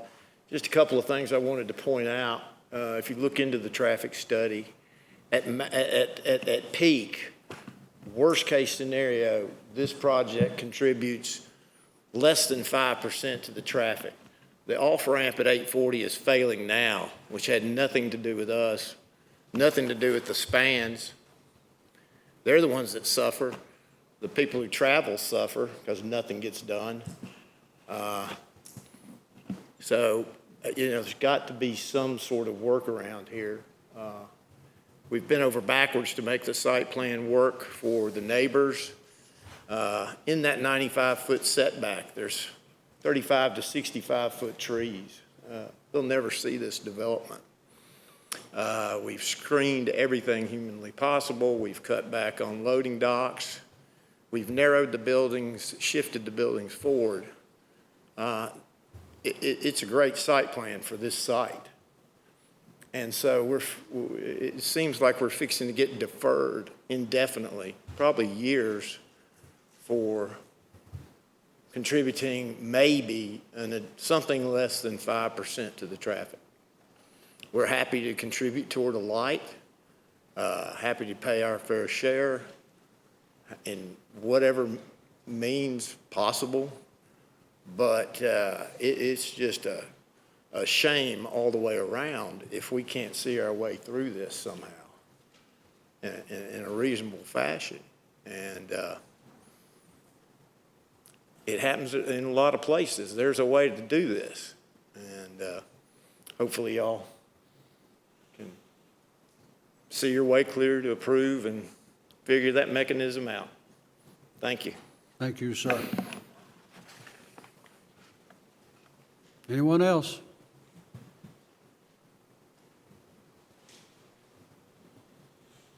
Anyone else? If not, we'll close the comment period. Commissioners. So what would be the next step to get somebody to go to the county commission and work with? We've closed the comment period. Okay. Well, we're just waiting for her to come forward. Commissioners, would you like for her to go ahead? You go ahead and make your statement. I'm sorry, I didn't. No, sir, I appreciate that. Thank you so much. My name is Brenda Goins, and I live at 5370 Rock Springs Road in Smyrna, Tennessee. And our family has been working on this project for a couple of years now, I think. And we keep getting this information about what's going on and what's causing these different things. And we would appreciate it very much if you would approve this project so that we can move on, because we've been holding back trying to do some things, and it's land that we would like to see be used. And we just want to say thank you for considering that. Thank you. Okay. I think I got one more wanting to come.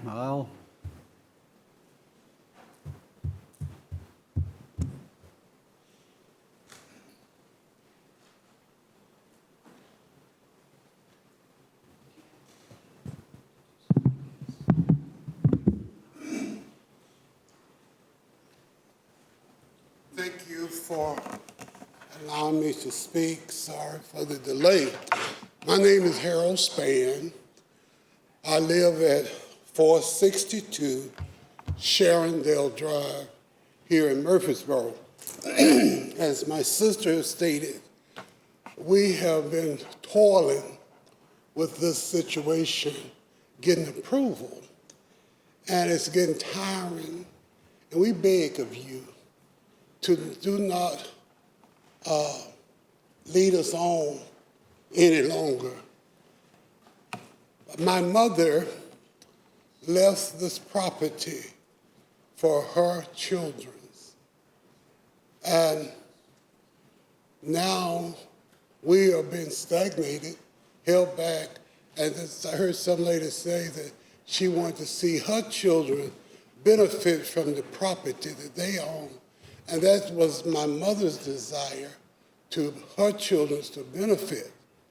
And so now it looked like the land is worth nothing, and that's not a good feeling.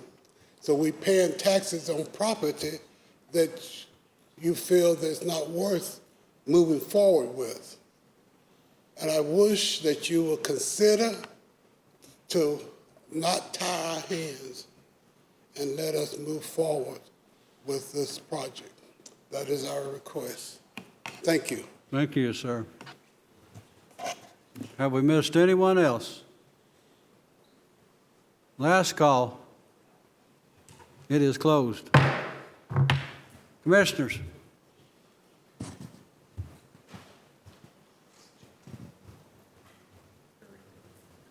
Got Commissioner Cush. Well, we have a couple of things on the table here. First is the vote on whether this goes up or down based on the zoning situation. So I'm going to make a motion to approve the project with staff comments because I do think it meets the requirements. The second thing we'll address in a minute is the question about how do you pay for the intersection and other things. So I'm going to make a motion to approve the zoning request. Have a motion to approve and a second. Further discussion?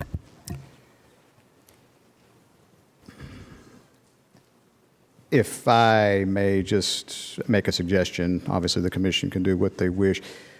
I don't know if that's really something that's two separate issues because one really plays into the other.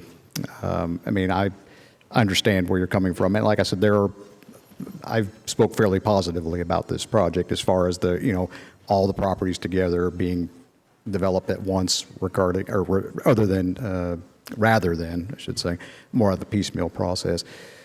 However, saying that, we know that there's a lot of questions about how road improvements are going to be accomplished here. By approving it, if we're approving it just as is, does that also include the traffic study that was done that made the recommendations of those traffic improvements that need to be made, the traffic signals, the widening, all of that? I don't know. In my mind, I almost think they need to be separated? They don't need to be separated in my mind, Okay. but that's just. Well, then I will withdraw my motion for the time being, and then we'll have some further discussion. How about that? Fine. Motion has been withdrawn, second's been withdrawn. Okay.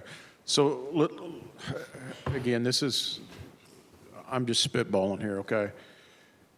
It sounds like Smyrna's going to have a big development, right, Michael? So Smyrna, City of Murfreesboro is involved, right? To some degree?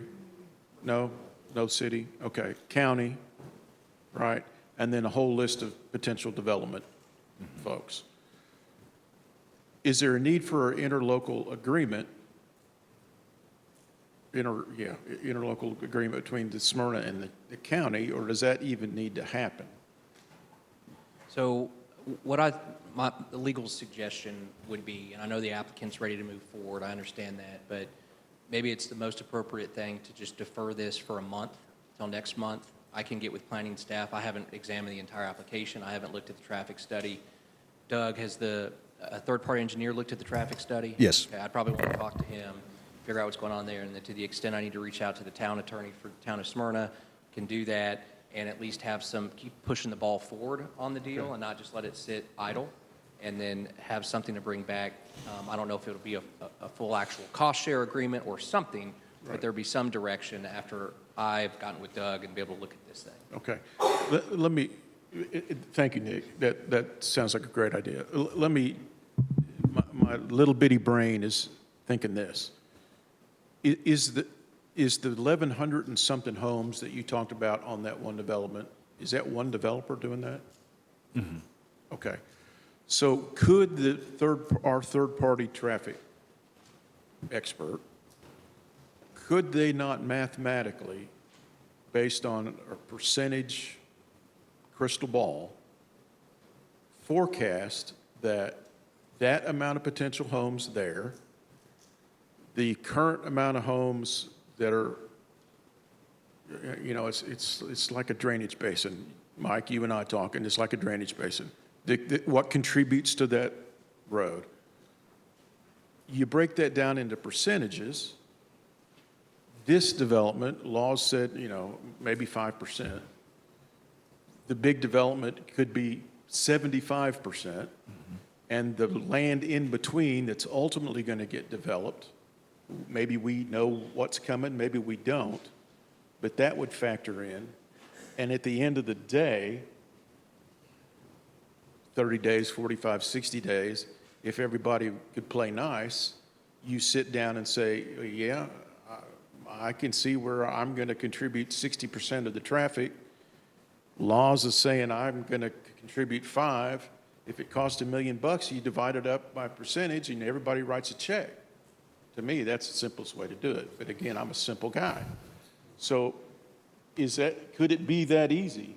If a bunch of men and women could sit down and play nice in a room of writing checks. If that was the case, I wouldn't have a job. Yeah, I know. But it's certainly something that is a possible opportunity. Let me look at the application. Yeah. Let me get with Doug. To the extent we need to involve other third parties in the deal, it may be that at this time we don't need to involve a bunch of the third parties, and the cost share can just be with this particular development on this particular application, and we come up with some reasonable nexus to the amount that's owed based on the contribution to the increased traffic. And then 2 more points. Would there be TDOT money in this as well on the intersections? I doubt it very seriously. Okay. Then something Laws said that, the light kind of clicked on. Surely this is not the case. This is not a first in Franklin, Williamson County, Wilson County, Davidson County. Maybe the footsteps have already been laid out where we have some kind of a foundation, a blueprint that we can follow that makes sense, so we're not just starting from scratch. Nick, can you look into that too? Okay. So based on then what I'm hearing from our county attorney, I would make a motion to defer. Have a motion to defer. Have a second. Further discussion. Mr. Chair, thank you. Mike, both of these intersections, the off-ramp and Ocala, Amityville Road, those are both TDOT's right-of-way. Yes. So the whole thing is contingent upon them approving this, correct? Right. Typically, what happens is they want the local jurisdiction to approve any improvements, and then an application is made to TDOT for their review. So we have had one meeting with TDOT. I imagine there will be others to kind of hash out differences and fine-tune some things. But yes, TDOT has the final blessing on this. When does TDOT ever pay for the whole thing? Ever? When they have a project. When they have a project. When they generate a project, yes. So if it's development-driven, they will not contribute. So when they built 840 and put this off-ramp here, that was their project? Yes. And any improvements, they have to approve them, but they're not going to help pay for them? Yes. Okay. So there you go, folks. Call your state representatives. Right. I mean, if there was a light at Ocala to start with, then I feel good about this. I don't know if everything there's a lot of development that's kind of being discussed at this whole interchange, which is what happens at every interstate interchange. I don't disagree with the applicants that they're like, God, why are you going to hold us up? Like, we're not the only ones out here that need this done, and I agree, but I don't want to contribute 5% more to a problem that we know exists without some sort of a solution. So good luck to our attorney, but I'll be voting in favor of deferment. I think as we work on this, we have finally arrived tonight. We talked about the Burgess, we've talked about this particular project. I'm feeling the heartburn because if I put Barrett firearms out here, we'd be getting light and this would be not a discussion. Now you know why I felt the way I did the night I did, right? You get a rubber stamp. The issue for me is we have finally arrived. We've got to fix this, not just for this project. I don't want it to be a patch. I think we got to have a formula in place and a process in place because we've said we're going to use the transportation as kind of a guide, right? We've got it out there to tell us when we got these kind of issues. We've got to move fast forward. I like the idea of deferring it for no more than 30 days. Bring it back. Keep the burner up. This has got to be solved for our county, for us to be an effective planning commission. Because I'm telling you, any of them that you tell me a traffic study says a light, I will be deferring it until we fix it. We got to get it fixed. So that's what we're doing these things for. Mr. Cush, that you have? Well, we're in a tough spot, and all I can say is we just need to be all hands on deck. And that would be our planning commission, that would be Nick, that would be us, the city of Smyrna, the developers.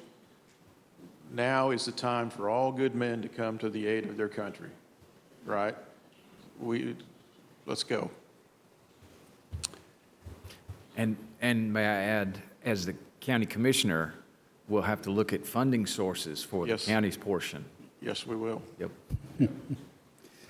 Okay, if there's no further discussion, all those in favor of deferring, say aye. Aye.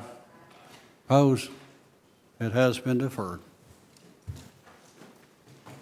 Moving to item 5, which is 4.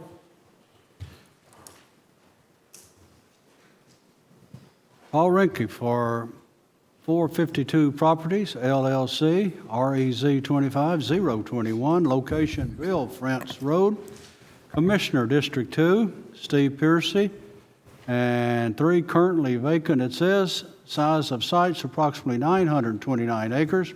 Tax map 11, parcel 500 and 600, existing zoning, residential medium density, RM, proposed zoning, planned unit development for industrial uses. Mr. Damasi. Mr. Chairman, point of privilege. Could we take a brief recess before, I know this is going to be long and I don't want to get up in the middle of public comment, so if we could just That's take probably a good idea. We will take a 10-minute recess and be back at 5 minutes till 8. We're ready to begin. I'll call us back in session. And Mr. Damasi. Yes, sir. Thank you. As you stated just a moment ago, this is for property located along Bill France Drive. It's about it's a little over 900 acres, 929 acres or so. The applicant is looking to zone the tracts that you see on the screen in green. Those are the tracts in question. They are looking to zone those to planned unit development, PUD, for commercial and industrial uses. There is a pattern book that is on your iPads, which is where you'll see this map and several others. Sheets 2 and 3 provide an overview of the project and existing conditions. Sheet 4 will show permitted uses, dimensional, i.e. bulk regulations. Sheet 5 provides an overall conceptual plan, with sheets 6 through 8 providing a closer view of the project area. Sheet 9 contains information on proposed landscaping. 10 has some architectural details. 11 will discuss transportation issues, and sheet 12 provides a conceptual stormwater exhibit. This is a pattern book, quite frankly, that's unlike any we've ever seen in the past. Most non-residential plan developments that we see are very specific regarding building sizes, locations, uses, et cetera. This application and this applicant is proposing to use the Employment and Activity Center zoning, EAC, requirements with minimal changes. There are some changes to the uses. Like for example, the EAC does allow for residential use. They're not showing any of those here. But and building height as well, and I'll get into that here in just a moment. But for the most part, uses, setbacks follow the EAC standards. The applicant has stated that the building locations, lot layout, et cetera, may not be as shown on their concept plan. In other words, what you're seeing right here is more than likely not going to be a finished product. The buildings can shift, they can change in size, they can change in location. So what you're seeing here is just basically their best guess right now as to what a development like this would look like. The most specific thing in the pattern book that I saw was the overall maximum building area, which was a little bit over 9 million square feet. I've had some further conversations with the applicant last week regarding this, and he wanted to be sure for me to understand, and I'm glad he did, because I guess I was making an incorrect assumption that they don't want to lock themselves into the maximum square footage either. They're just saying that that's kind of what we're showing on here. Now, I did notice that the revised pattern book kind of took that down a little bit. It was more like 8.5 million square feet. I will make that announcement. But for the most part, like I said, what you're seeing here, the finished product may or may not look like this. Speaking about the building height, I said I'd talk about that a little bit more. They did state that they would like to have buildings as high as 60 feet. You'll recall that about a month or so ago, we discussed the possibility of maybe making some changes to our industrial zones as far as building heights. That wasn't something the Planning Commission wasn't terribly interested in, which was fine. But what they ended up doing in here, the original pattern book that they submitted didn't really have a 60-foot cap. They have changed that so that the 60-foot cap is in here. They've also made provision that for every foot above 40 feet for the building, they'd add extra setbacks as well. So that is in the pattern book. So I did want to make that. I wanted to make that so everybody knew that as well. You're seeing access along Bill France Road for the Bill France Drive for the various buildings. Bill France is a state road, so TDOT approval is going to be needed for any access points.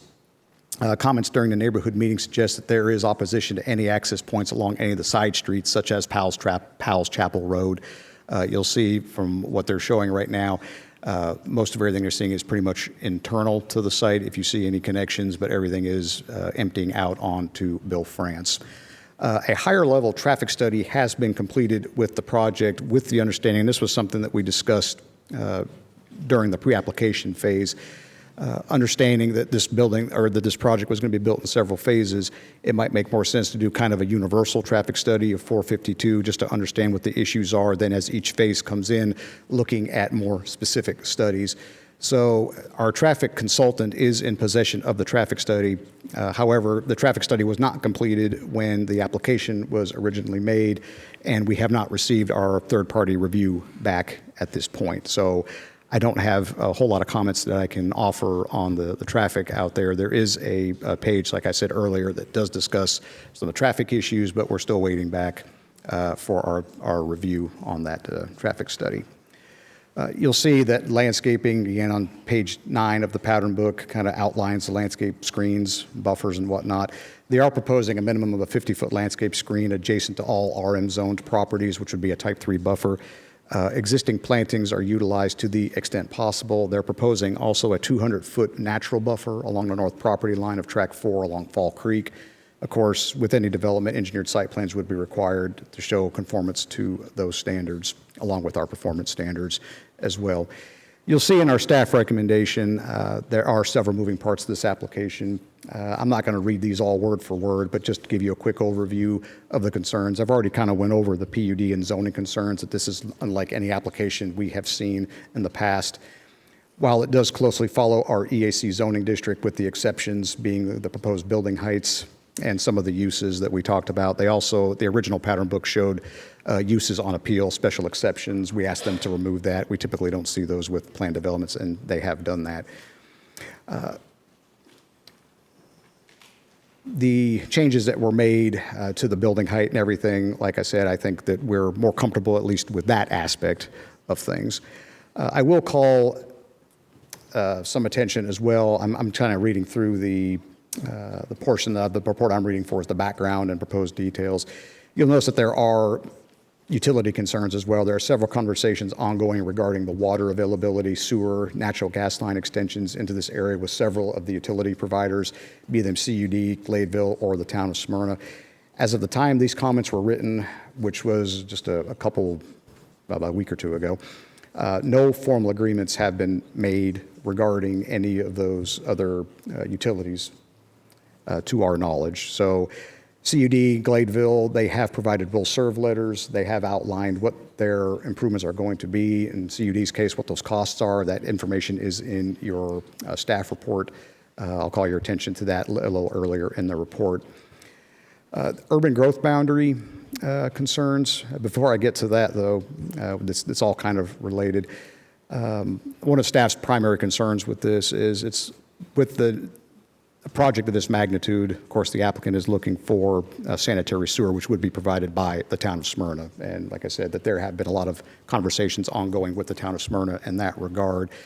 What staff's concern, I think, really is in this aspect of it is the fact that if this were to be approved and these utility agreements aren't in, we're allowing quite a bit of entitlements here without really knowing what exactly the uses are going to be. Without sewer, that could make a big difference as to the uses that could be proposed and located out here under this zoning. Back to the urban growth boundary concerns, this kind of plays along with that. Most of these properties are within Smyrna's urban growth boundary. There is a smaller portion located to the eastern part of Bill France. that is actually within Murfreesboro's urban growth boundary. Now, we've spoken with Murfreesboro and Smyrna officials. Murfreesboro officials have stated they have no intention of annexing this far out and serving these areas. Their land use plan just shows this as an area that doesn't make any recommendations right now for land use. It's just an area for future study. At some point, this will have to be, if this is going to all be served by the town of Smyrna, there's going to have to be some changes to the urban growth boundaries in this area. That is not a a fast process. That requires the convening of the coordinating committee, it requires several public hearings by the municipalities, the county, everybody has to agree, and everybody has to approve that. So that is a concern. I even say in the staff report, not necessarily one that would hold up a zoning request, but is something that's going to have to be addressed at some point. There's also concerns about the jurisdictional lines here. This area, and you can see it on the concept plans, this area is impacted by the county line between Wilson County and Rutherford County. Now, the concept plan originally showed some of the buildings kind of splitting jurisdictions. They have made the changes to the concept plans, at least showing that you've got right here, you kind of see that blue line there that's highlighted on there. That's the rough location of where that county line is located. Again, that is something that there may have to be some discussions on regarding, is there going to be any kind of a land swap and such, for lack of a better way to say it? Are there areas that say, okay, these are going to be Rutherford County, these are definitely going to be in Wilson County, rather than splitting the properties like that? That's literally an act of state Congress that would have to do that. There'd have to be agreement by the jurisdictions themselves, of course, and then further on by the state as well. Finally, and I talked about this just briefly, traffic concerns were discussed prior to this application being made, discussed about the traffic study and everything and how that's played out right now. We don't have our traffic study back from our third-party consultant, so we're still waiting on that. So our recommendation when we first wrote this, and that has not changed, is we feel that this application, while the applicant did want to bring it forward, and I believe here are the concerns from the neighbors, we still recommend that this be deferred because we just don't feel that there's enough information right now for us to make a recommendation one way or the other. So with that, I'll be happy to answer any questions. Commissioners, do you have any questions for the staff? And I will, and excuse me, Mr. Chairman, forgive me. You do have a handout that I passed out prior to the meeting from one of the residents in the area. I do believe she's going to be going through that here in just a few minutes. There's also a file on the SharePoint under the public hearing folder that I talked about a little earlier regarding the public hearing picks, RZ 25-021. Just, I believe there's a speaker here. It's going to bring up these photos. We'll have them ready if he comes up. Commissioners, questions or comments for staff? If not, we'll ask that the applicants or their representative come forward this time.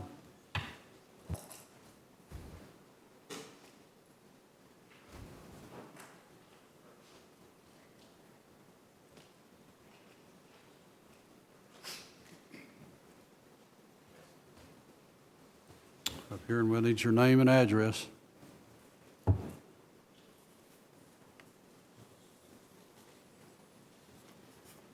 Good evening. My name is Paul Reinke with Hillwood, 6410 Poplar Avenue. Mr. Chairman, Planning Commission members, appreciate your time this evening. Mr. Chairman, it feels really weird for my back to be facing you, so I'm sorry about that.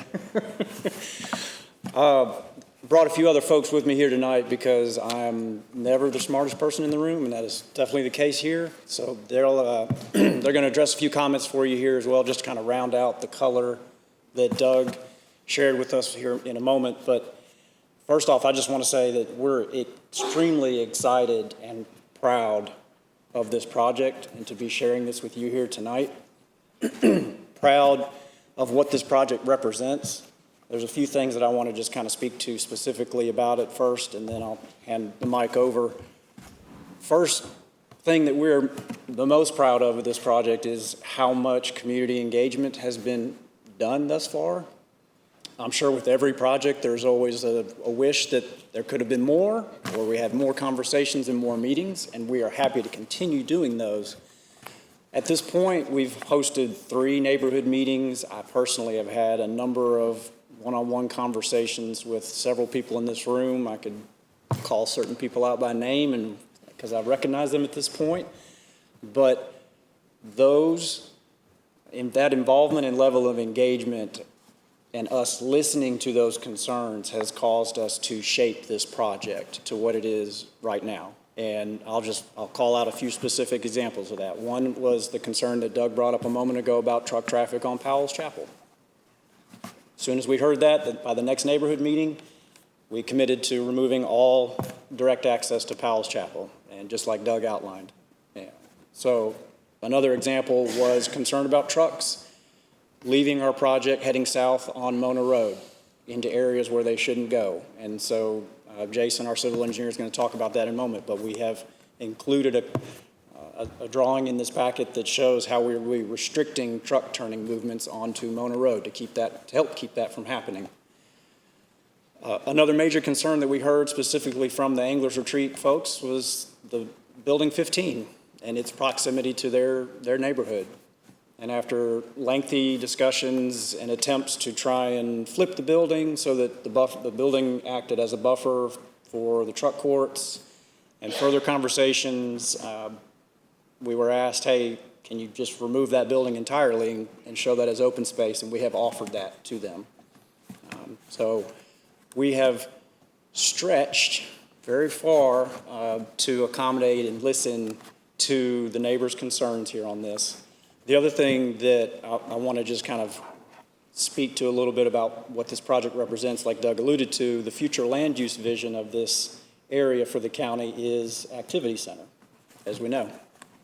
And so as you kind of think through the type of project that this represents, you start to look around the county and say, okay, it's important to have these types of projects, right? Where do we want to put those? Where is the most appropriate place to put those? We're over here next to the super speedway and a ton of other like-minded development in this area. So the character of this area has already evolved.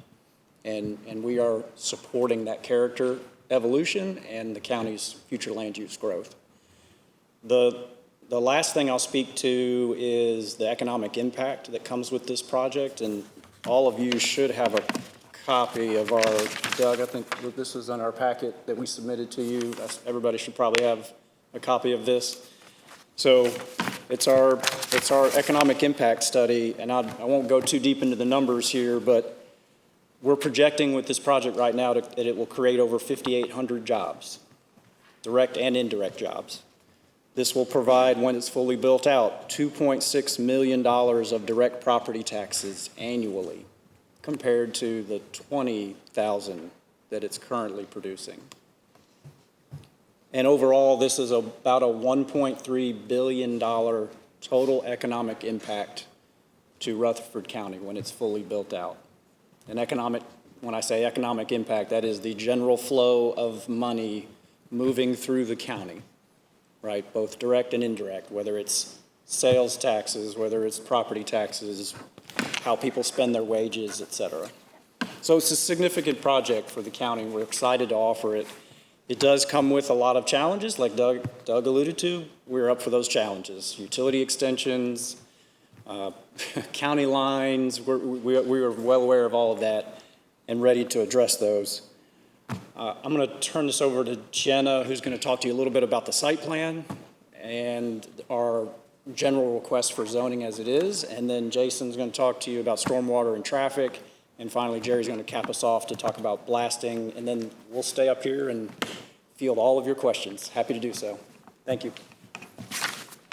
Thanks, Paul. Thank you all for your time. As he said, my name is Jenna Mikas. I am with Hillwood. I run the transaction and leasing here in the Middle Tennessee area. I really focus on tenant demand, what's going on in our market, what current supply we have, and where that gap is. So when we designed the current site plan, that's really what we layered into this. And it is a conceptual plan, but there's sandbox, there's rules, and we will be coming back on each individual building to supply the building get the building permits and approval on individual building levels. But this plan, as you see, as Doug had said, is conceptual. But what that gives us is the ability to do is really target what is being needed on a timely basis. We won't be building all of this at once. It'll be 15 years to 20 years before we build the whole project. Right now, we design this for what demand is right now.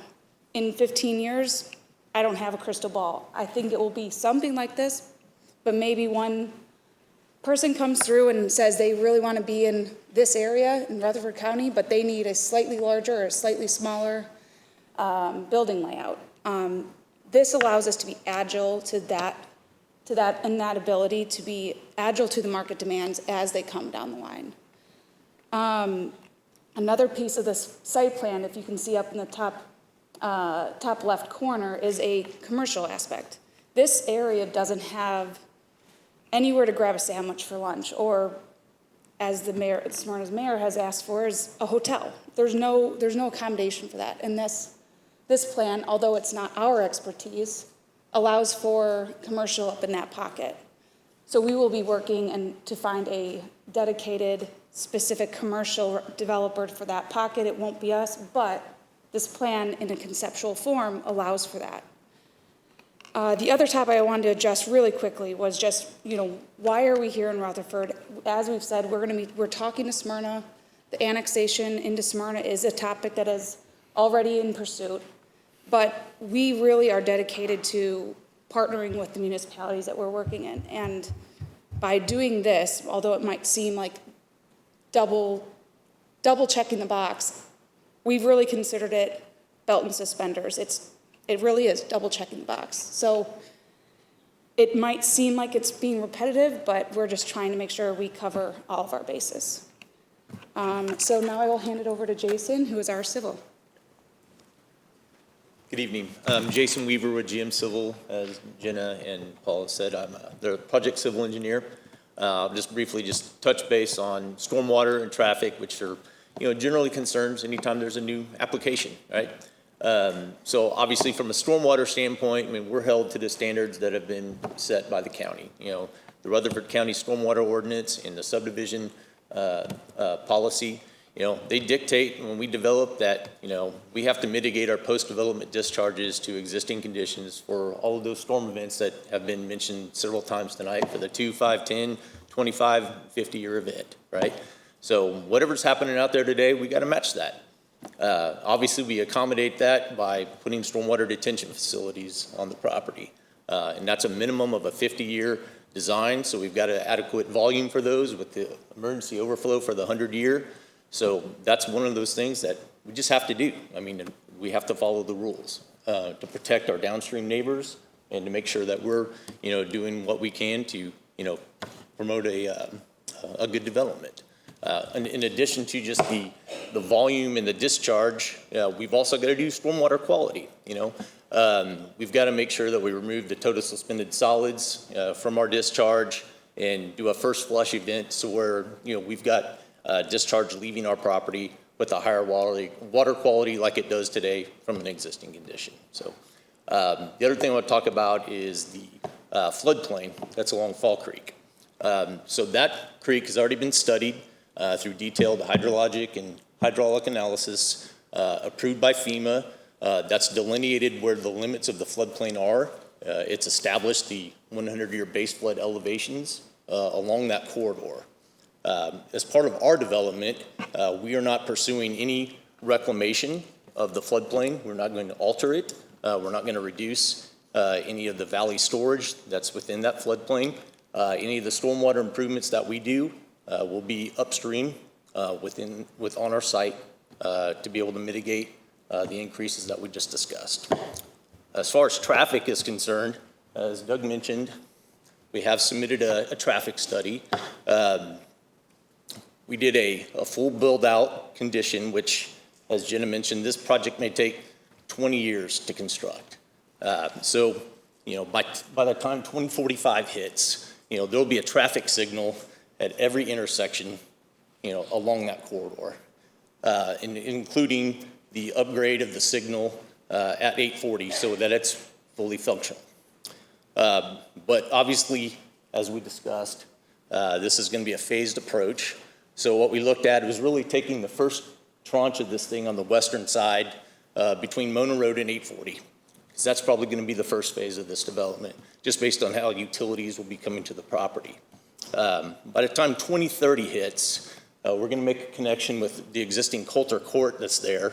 The development will require a signal at that intersection. But we will also be extending that roadway as a minor arterial to match the town of Smyrna master thoroughfare plan as we develop that side of the property. And then lastly, we'll have a collector road that connects to Mona Road. And as Paul mentioned, we will have some traffic mitigation procedures in there that restrict trucks from turning south. So we will actually engineer that intersection that a truck cannot physically turn south and go down Mona Road. So we will direct all of our traffic on Mona back to Bill France. And again, we've also committed to no driveways and no street connections on Palace Chapel. Everything will be processed through TDOT with permits, with direct access to Bill France. With that, I'll turn this over to you, Jerry, to talk about blasting. Good evening. My name is Jerry Gammon. I'm 15 Property Lane, Brush Creek, Tennessee. Geotechnical engineer for UES. I want to first start, the design and development team has listened. Not very often do geotechnical engineers get the opportunity to come in and speak with you. But when we are asked, we're asked by our design team and our owners who are listening to you guys. Big thing that they've listened to is blasting. We understand that blasting is a big concern for you guys. Guys, there are laws, there are rules that blasters have to follow. All right? The design team has designed this plan to ensure that blasting is going to be further away than what the laws require. But we also understand and have heard you guys speak with the design team about doing pre-blast surveys. They're willing and they have offered this to some of you guys who are even sitting in here today.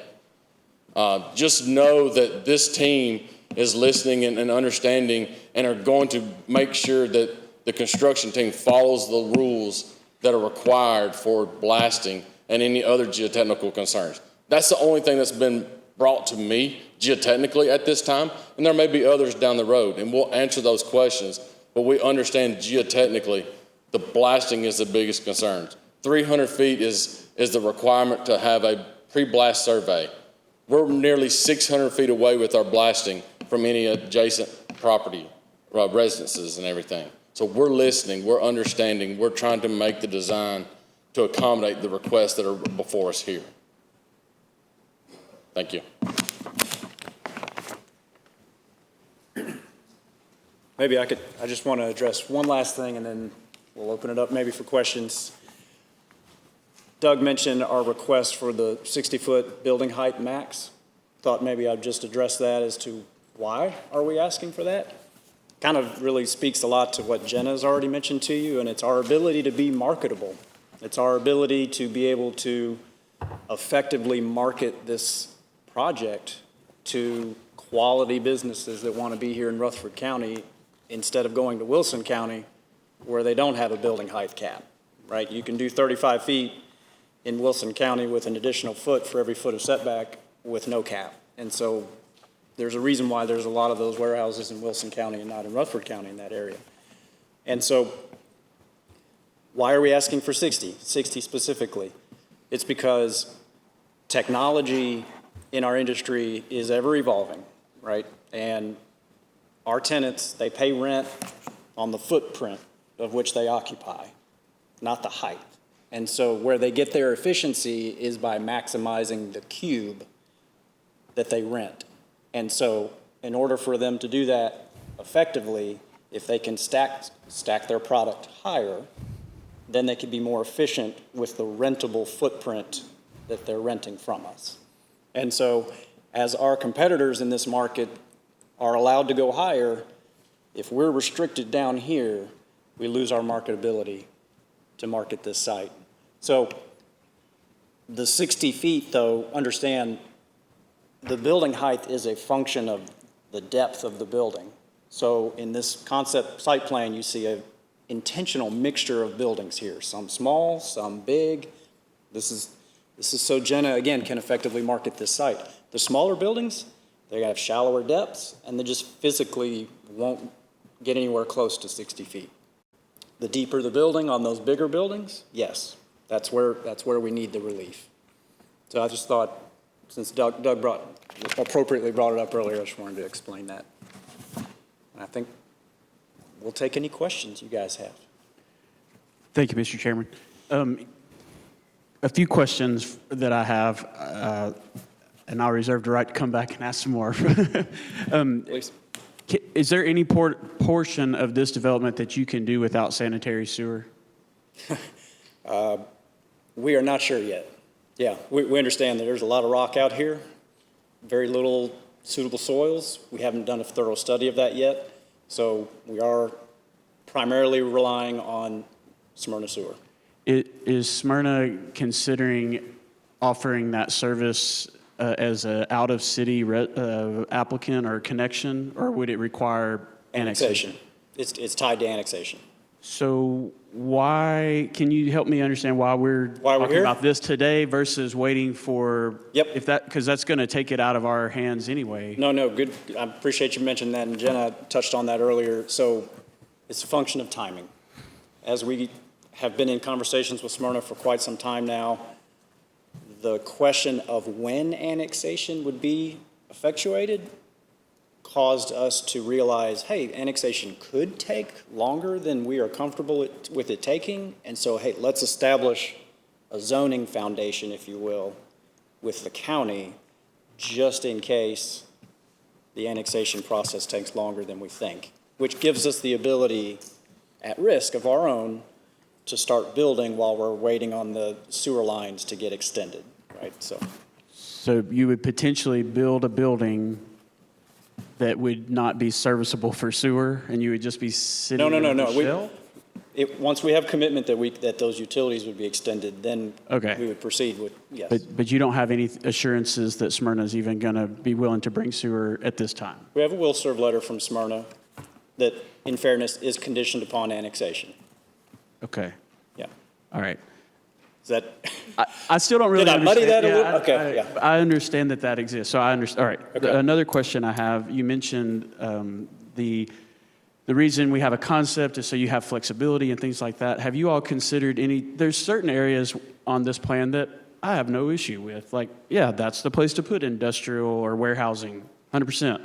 The problem I have is as I get closer to building 15 and the ones that are building 26, building 25, some of the ones on the north side, those are ones that are right up against residential areas. Those people are going to be seeing it and things like that. Have you all considered, and I don't even know if this option exists, I haven't seen something like this, where we would lock in some areas, like this is what's going to be right here, and this area we would, just a general concept. Is that even a possibility that you all considered? I think the best way to address that, Mr. Shirley, would be to establish maybe some stronger setbacks or buffers in those areas, right? So as to say, okay, if there's some extra sensitivity adjacent to these certain property owners, then instead of a 50-foot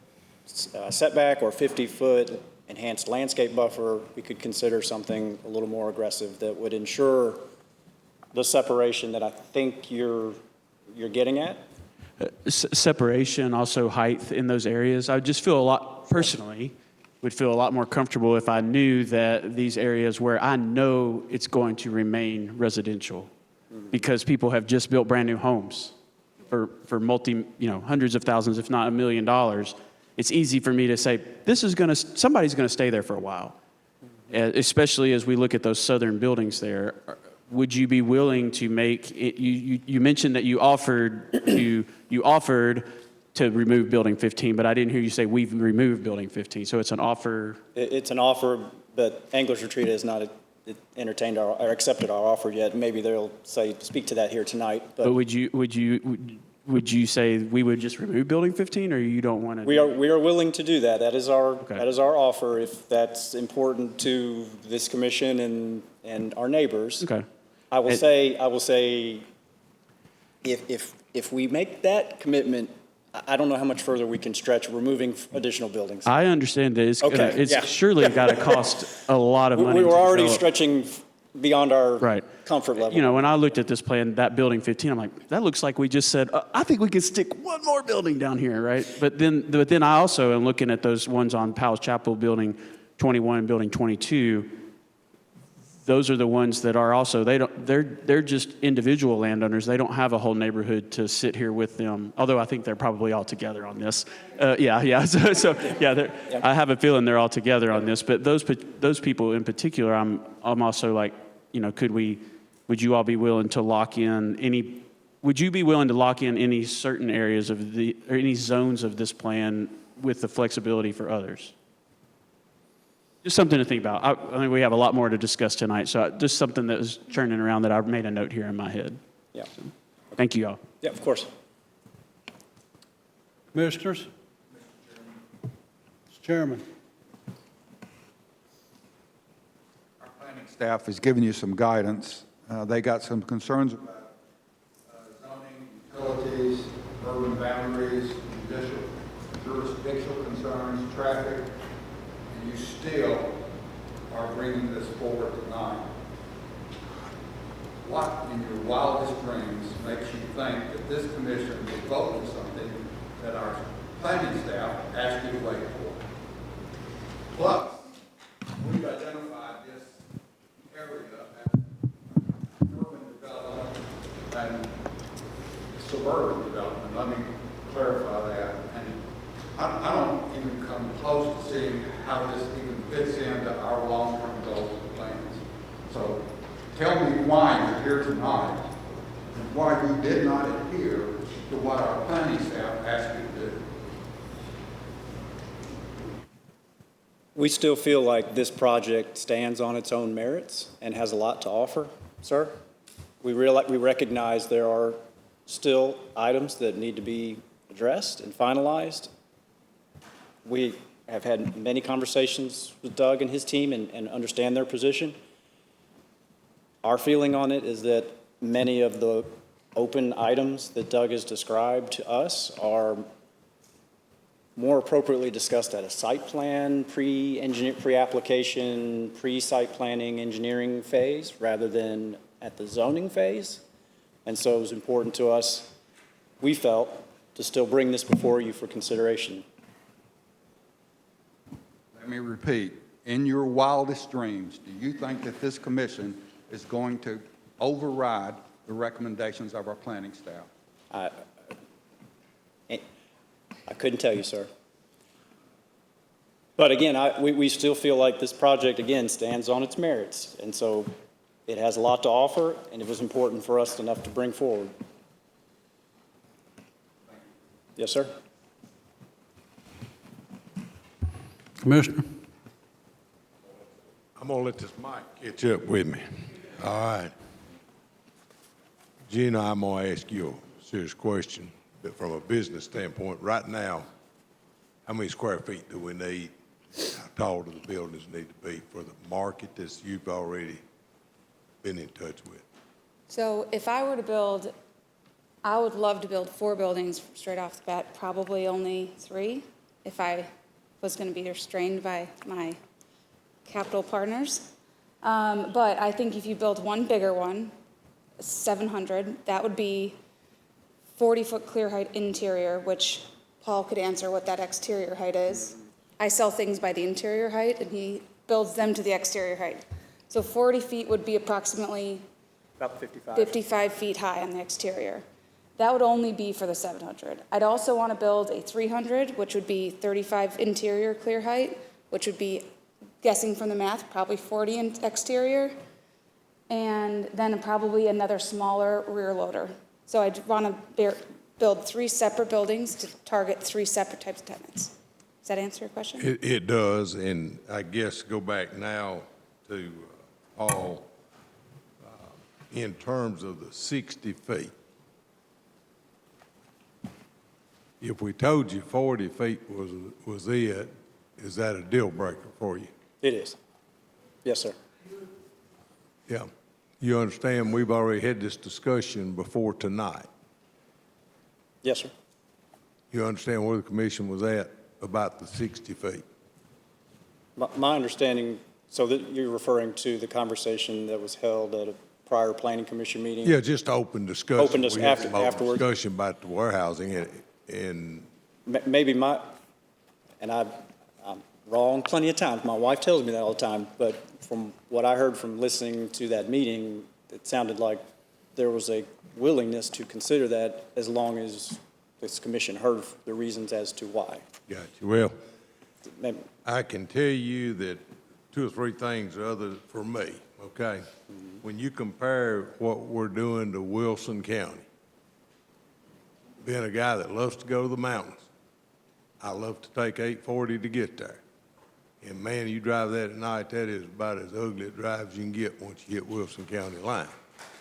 So that's what we're having a conversation about. And you heard some meetings earlier talking about traffic concerns, us being ready road-wise. I think there's a reason that Doug asked to hold off and get more information. Let me ask you this. We both know sewer's critical. Nothing's going to happen without sewer.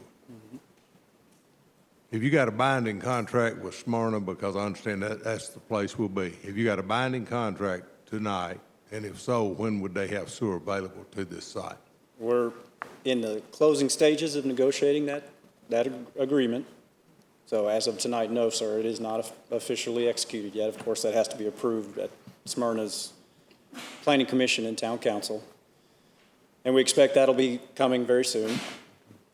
Bless you, as far as the timing of when the sewer would be extended, was that your second question? That'd be the next question, what the contract says as far as being ready to serve these buildings. Again, Sure. I think round estimations right now, sir, because there's obviously a process with easements and so forth in order to extend those utilities, it's the better part of 2 years before that I'll occurs. close with this. When we talk about PUDs, and I'm one of the newer folks on this group, but if we're going to sign off on a PUD, and what I'm understanding and learning about what a PUD is, I would not want a bunch of buildings that we're thinking we might need this and we might need that, because my understanding is a PUD will lock us in. And that's critical for me. And I know it'd be critical for anybody that lives in Rutherford County to know, what did we just approve? So that's important to me. Right here, this doesn't give me a lot of fat to chew on. I just don't have it. So I think Doug was right. I'm back to the original question. Why in the world are we here?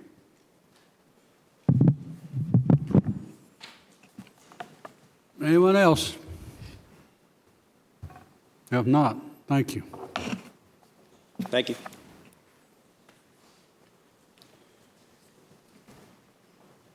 I'm going to open it up for public comment. We've had a lot of people to come here tonight and sit through a lot of other discussion for their opportunity to speak. Let me explain something. We're going to do something a little bit different than what I've told everybody else. You still have the same 3 minutes if you're doing individually, but we've had some individuals say they would allow someone else to speak for them if they're going to be saying the same thing they're going to say, because there's a lot of you, and I don't know how many of you want to spend breakfast with us in the morning. So what I'm going to do, if you are speaking for a group, let me know when you come up here, and what I'll do is ask for the people you're speaking for to stand up so we can see who you're speaking for, and I'll give you a little extra time, not the regular 3 minutes, so you can explain what you're saying to this group. So we just think that'd be a little bit more, be a little fair, and that way all of you don't have to come up here and get nervous and all that sort of thing. And if you got somebody who wants to do that for you, we'd appreciate it. So at this time, we'll begin. It's open here for you. We'd like to know your name and address, and we'll ask that you come forward.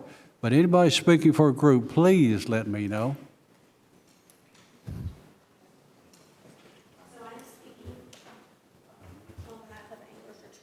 Do you what? I'm speaking on behalf of Anglers Retreat. Okay. Who's she speaking for? Would you like to stand? That's good. All right. And yes, I'm nervous. Thank you. And you have can, notes. will 5 minutes work for, will 5 Yeah. minutes work for you? 5 minutes should be plenty. Okay, 5 minutes. She Y'all can has sit 5 down. minutes. So, Right. so go right ahead. You can sit down now. Yeah. We're not taking up collections, so you can sit down. But there'll be a hand Go up. right ahead. You have 5 minutes. Thank you. So my name's Marianne Young. I live at 2202 Trout Trail in Anglers Retreat, and I'm here on behalf of the entire neighborhood. I've been asked to speak in opposition to the zoning request to change this property from residential to the Employee Activity Center. We did meet with Hillwood. We've met twice. And while that conversation was very helpful, yes, they did offer to take out Building 15. I'm speaking tonight. We did not accept that offer, as you can tell. Many of our concerns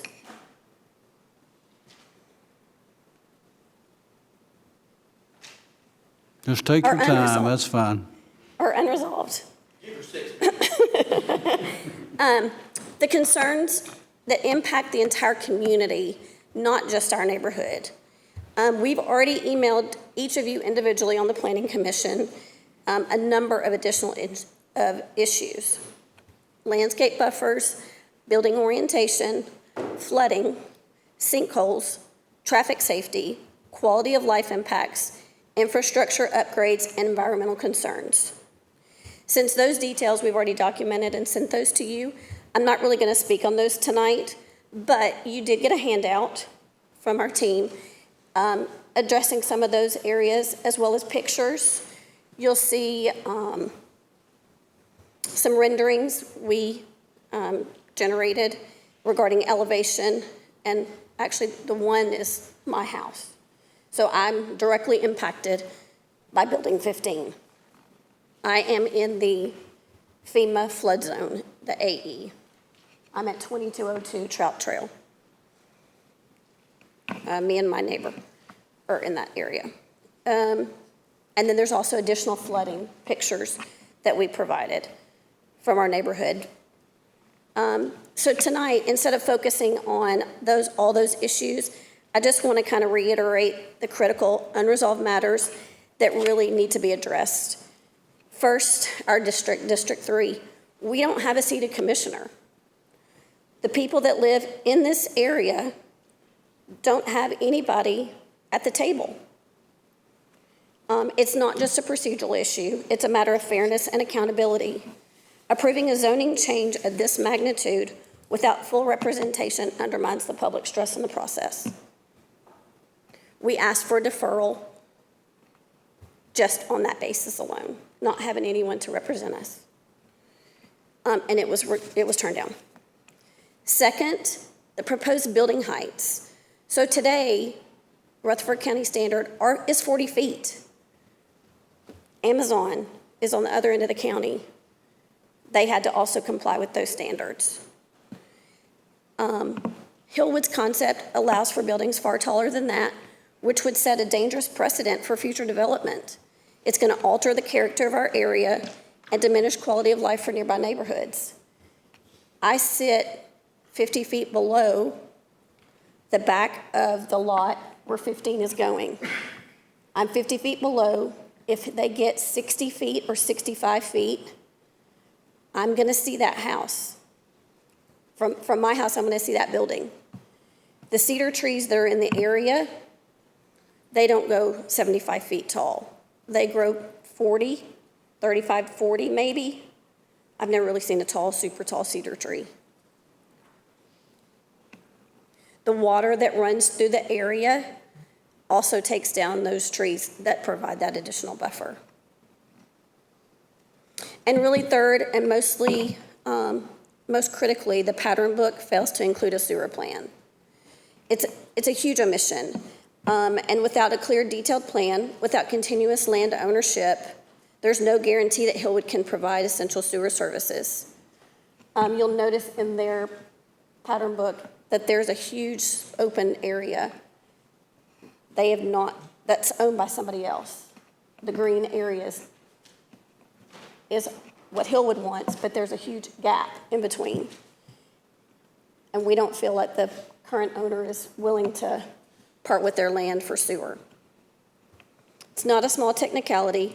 It's a fundamental question of whether infrastructure can support what's being proposed. And until these issues are resolved, I don't think a concept plan can be considered and is capable of supporting their development. So in closing, I want to remind the Commission of Rutherford County's own 2011 comprehensive plan, which states that the county seeks sustainable growth that protects our natural and historic resources while preserving our values, qualities, and culture. Its number one goal is to ensure that growth occurs where suitable land use and public service can be economically provided, recognizing land as a limited resource. Both the 2011 comprehensive plan and the current proposed plan Rutherford, try saying that again, emphasize responsible growth as a guiding principle. This proposal in its current form does not align with either vision.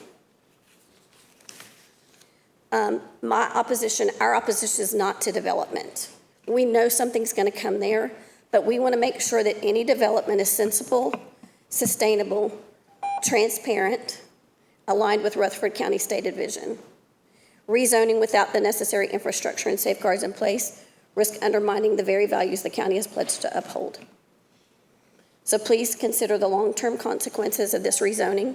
It's not just about one development, it's about setting a precedent for how we balance growth, infrastructure, and community needs in Rutherford County. I ask that you vote no. Thank you. Thank you.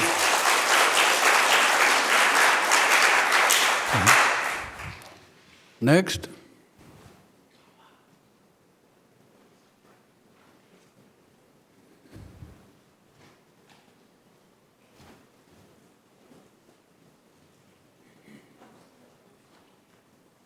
Name and address. My name is Eric White. I live at 10494 Powell's Chapel Road. And, you know, I also attended multiple community meetings. And each time I attended those meetings, I came away with more questions than answers.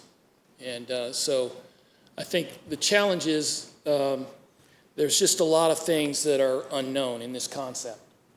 And my concern is, you know, so I went online and, you know, looked up Hillwood, like most people here probably did, you know, and tried to get a better understanding of what they do and how they do it. And I don't believe everything I read online, that's for sure. I try to do an objective look at things, but, you know, I saw a lot of things where Hillwood had promised things that they didn't necessarily come through with. Whether that was true or not, I don't know, but you know, I put that out there because I think for us, I've heard multiple stories on how this concept is going to impact the community. There's been multiple versions throughout that time, and so that raises the hair on the back of my neck, and so I'm a little bit concerned. And I've got some specific concerns. One is if Mr. DeMosi, if you could pull up the flooding. Okay, so flooding is an issue for us. I think the Anglers Retreat folks have mentioned that flooding, I've seen pictures where they talk about kayaking down the middle of their streets, you know. Obviously, some of these pictures here, you see Powell's Chapel Road is flooded out right here. We're at the bottom. We're at the Powell's Chapel down where we're at. These properties, some of them are $1 million homes. And so it is a concern for us when a lot of this land that's uphill from us is going to become impervious. And so I look at the detention ponds that they've proposed. Some I think are smaller than what they should be. I'm not a hydrologist of any kind. I'm not an engineer here, but when I look at how much water comes down off of these, I mean, that water there, right there, is 4 feet deep. And so I got these pictures from Miss Connie Black. She lives right there on the corner on the curve when you turn on Powell's Chapel coming off of 452. And so She sent those to me to share with you folks because there is a concern. And so flooding is an issue, and I think the retention is not necessarily where it should be. Now, if you look at their concept plan on, for instance, on Building 21, which I think impacts our neighborhood specifically, it seems like it was put in place that, just as a I don't know, just a placeholder, because you've got a offset buffer that's buffering the woods, not the residents. So I think that's a challenge there. So I guess I'm out of time. So thank you. Thank you. Thank you, sir. Next.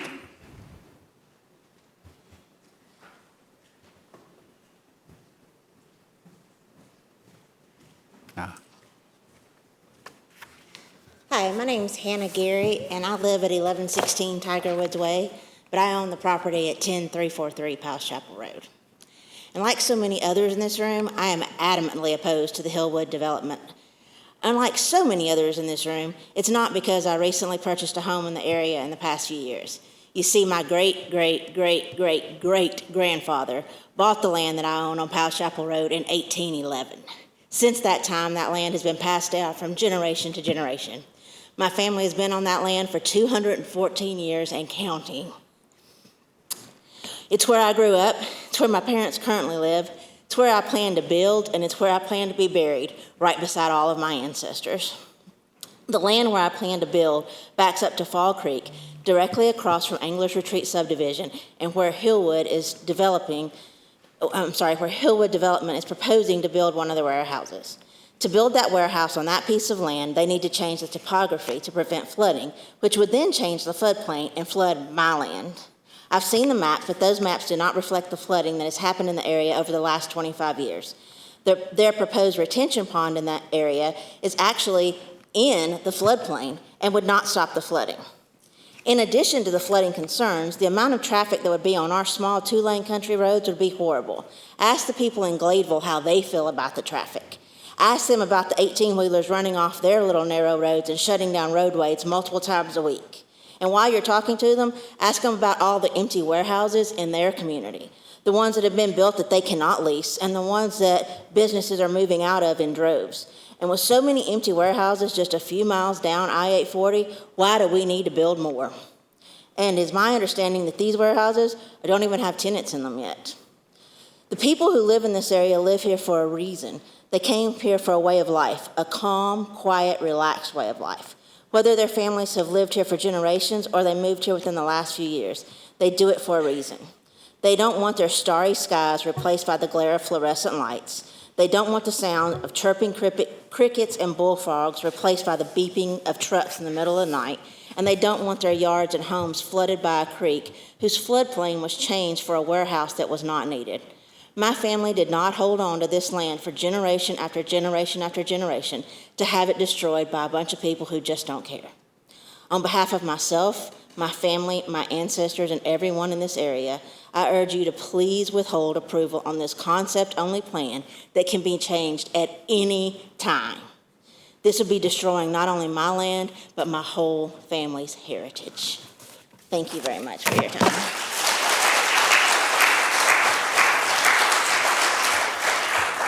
Next.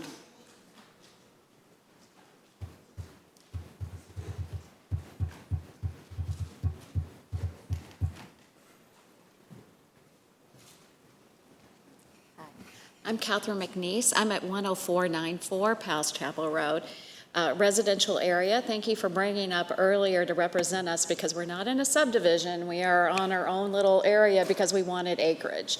So we built nice homes there thinking we were in a residential area, but as you can see by the gravity of this project here, we would quickly go from being a residential area to more of an industrial area. And although you do say that those are like buildings that are out in that area, like you referenced the super speedway, well, I will tell you that right now the super speedway is more than 2 miles from my home. When they build the building here on Powell's Chapel Road, I'll now be within feet of those. So I will change completely. where we live. I do appreciate, I've heard many of you tonight talk about other residents and represent the residents of this county by being concerned about noise from gravel roads, not having specifics on things like what are the hours of a restaurant.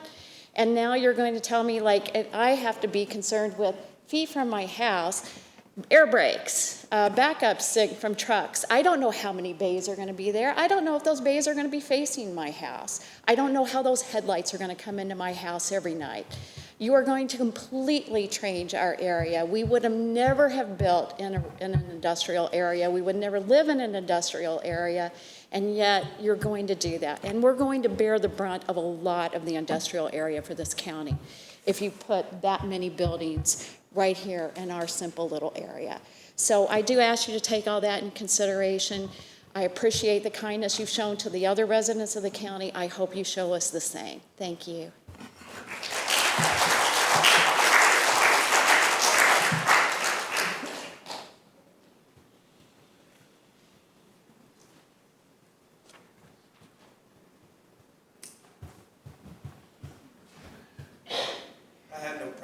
Out loud in public. I'm an ex-Army Ranger drill sergeant. All right, I'm going to let you know right now. I live at 1012 Delta Arthur Drive. My name is William Robert Ward III. I work in this industry. You should know it's my Bridgestone hat. I'm a master diesel mechanic. I do this 24/7. I get called every night for a mud flap. All right? I can tell you right now, you do have trucks that sit out there on Mona Road. You have them sitting out there dropping trailers, leaving piss bottles, excuse my French, trash everywhere. All over there by Amazon, and there's 5 Amazons in our county. We don't need no more. There's empty warehouses all down Wilson County. They're correct. The traffic on 231 is terrible from the garbage trucks, the semi-trucks, the school buses. It used to take me 10 minutes to get from my house to the VA for an appointment. It takes me 45 minutes now for all the traffic. And you want to add all that trash? We don't need it. There's plenty of warehouses out there, all up and down the road. Matter of fact, Bridgestone's even rented space from y'all at the Speedway to store trailers. We don't need it, and I'd appreciate y'all voting no on this. There's more drugs out there by the Amazon employees dropping trash out there, empty Amazon boxes all up and down the road, and where they're robbing people who order stuff. I mean, there's a lot of trash. And yes, I'm out there at 2, 3 o'clock in the morning going to work to go fix a semi-truck because somebody needs something so they can go deliver tires. We don't need no more warehouses. If you want to have them, keep them on the north side of it where nobody else has got to hear them see them. But you can already hear your warehouses pretty much. But I'm done.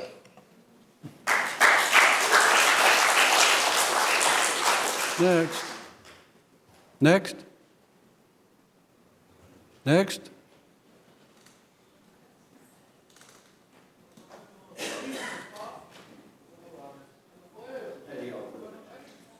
Charles Annette, 11241 Powell's Chapel Road. I'm north of Francis Road out there, 452. And now, we got a narrow road up there. There was a big truck runoff, which y'all seen pictures up there, tractor trailer. And I drove tractor trailers, but that road is narrow. And there's not enough room to pass on it. We don't have any guardrails. And they're talking about building stuff. You know, when they put 452 in, they filled in sinkholes there. And we've got sinkholes on my property, my neighbor's property. There's full of sinkholes out there. And there's a little creek that nobody's mentioned that runs right across the street on Powell's Chapel Road there, the east side. And nobody's mentioned that. That's a wet weather spring that comes out, coming out of Wilson County up there. And, but we're not real happy with it. You know, they got to do more than just promise. The road's got to be widened. The school bus, I've had to put a tile in for the school bus to get turned around there in my driveway. And so anyhow, if they want to get rid of us, they can buy us out. But they need to do something before they, and another deal is I want to know how it's going to affect my taxes. I'm on a fixed income now, and this rezoning If it's, you know, which there's a lot of families. Well, I said a lot. There's about a lot more than when I moved in out there. That's down there. But all the property taxes will go up. And so I'm mainly concerned with that. And I've been there for 47 years. And I call it home. I've raised 4 generations there. And, but the sinkholes is the main thing. I'd say that's where we get our well water from. A lot of us is still on well water. We do have city water out there, but shoot, when you're on a fixed income, you got to do what you got to do. So, but anyway, that's about all I've got to say. And we just worried about our kids and grandkids. I'm watching my grandkids grow up now, great-grandkids. And so, but I appreciate it. Thank y'all. Next.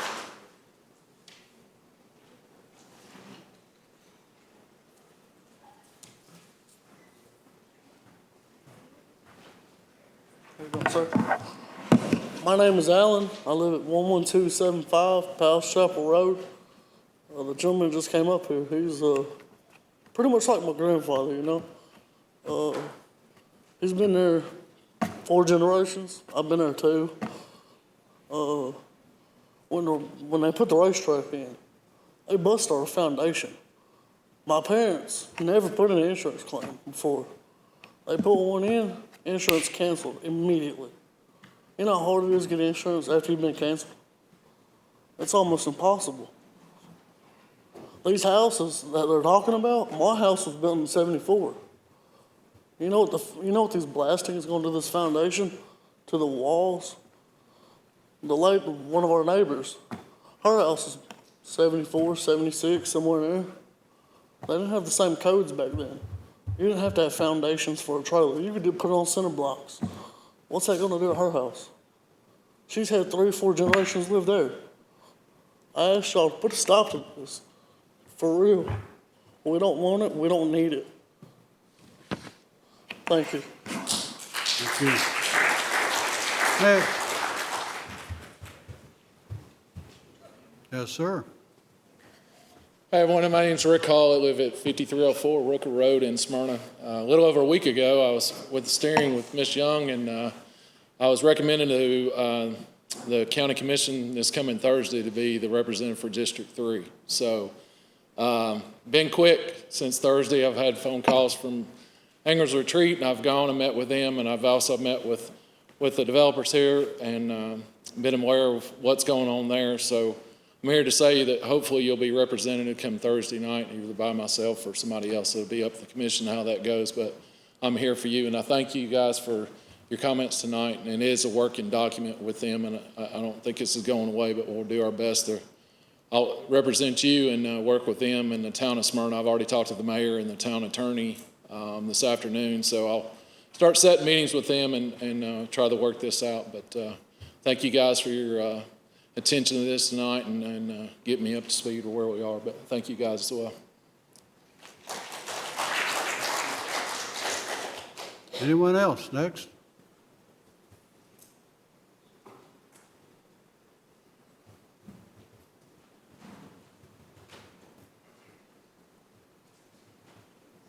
Mr. Chairman, Yes, Commissioners.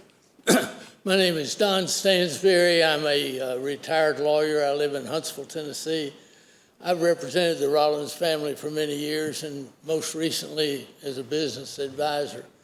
They asked me to coordinate the sale of this property when they decided to sell it. I am the president of 452 Properties. We had lots of interest in this property, and we decided that it's for sure going to require a substantial investment in utilities for it to be developed in any meaningful way. It's going to require a long-term developer with experience. We interviewed several people. Michael Rollins and I went to Dallas and met with the Hillwood executive team, and we're persuaded that they have the experience, that they have the resources, and I think they are capable of doing the project they've outlined here tonight. It's a long-term project. You've got to have someone with experience and someone with resources, and we've been persuaded that they meet those tests. I'd urge you to consider it. Thank you.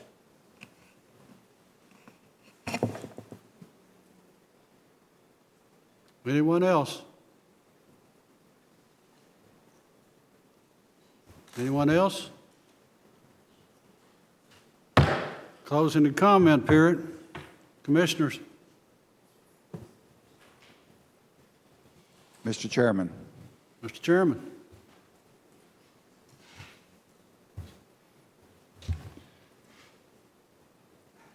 I've got a lot to say, and I'm going to try my best to say it in a microphone that works. We had some conversation on the PUD earlier tonight that when a PUD is approved, then there's not a lot that you can do to add or take away from that.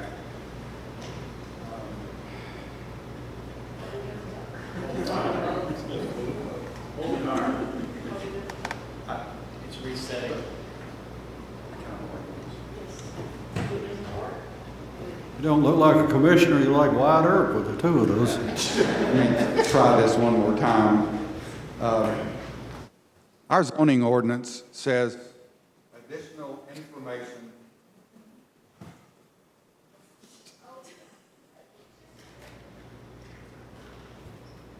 Additional information may be required by the Planning Commission, the planning staff, or the Board of Commissioners.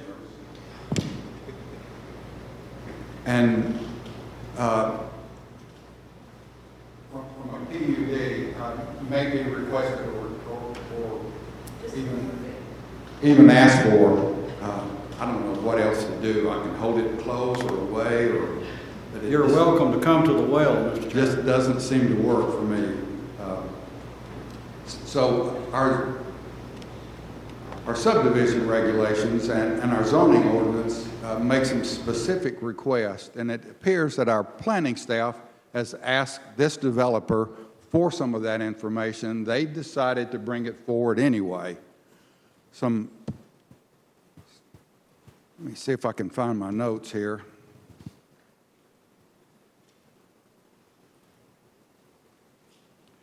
Just bear with me for a minute. Part of our zoning ordinance says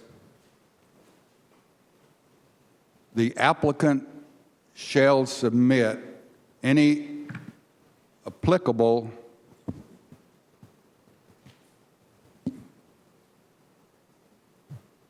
studies, including traffic, environmental studies, documentations that is relevant to utilities, and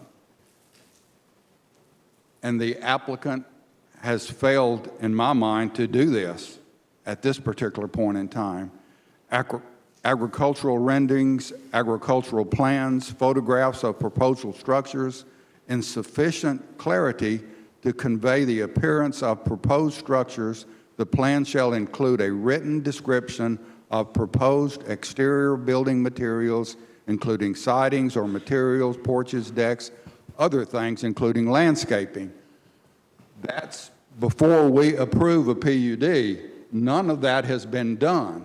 That's what our staff was asking these people to do, to give us more information to bring it here. They decided to do that. I think the appropriate thing would in some people's mind, would be to defer. In this commissioner's mind, it is not. For the reasons that I just listed, I move to deny.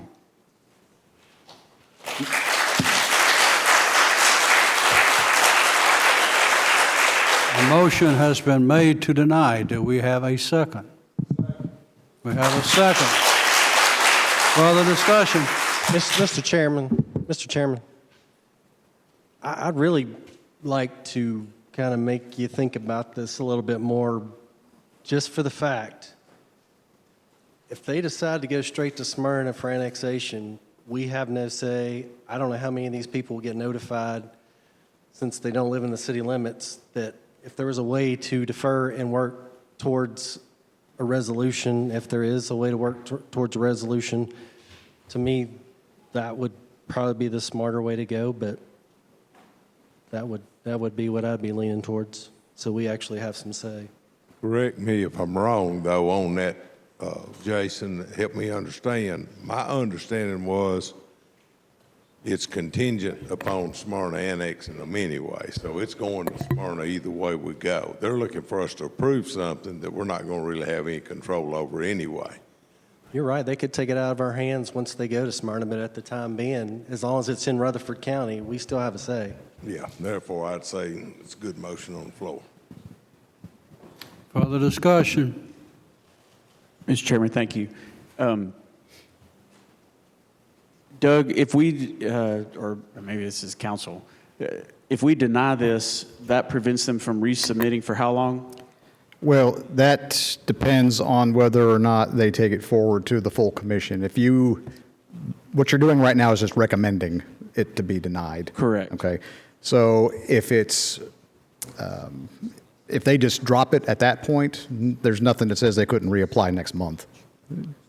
Now, if they decide to take it all the way through the county commission, then there is a time frame involved at that point.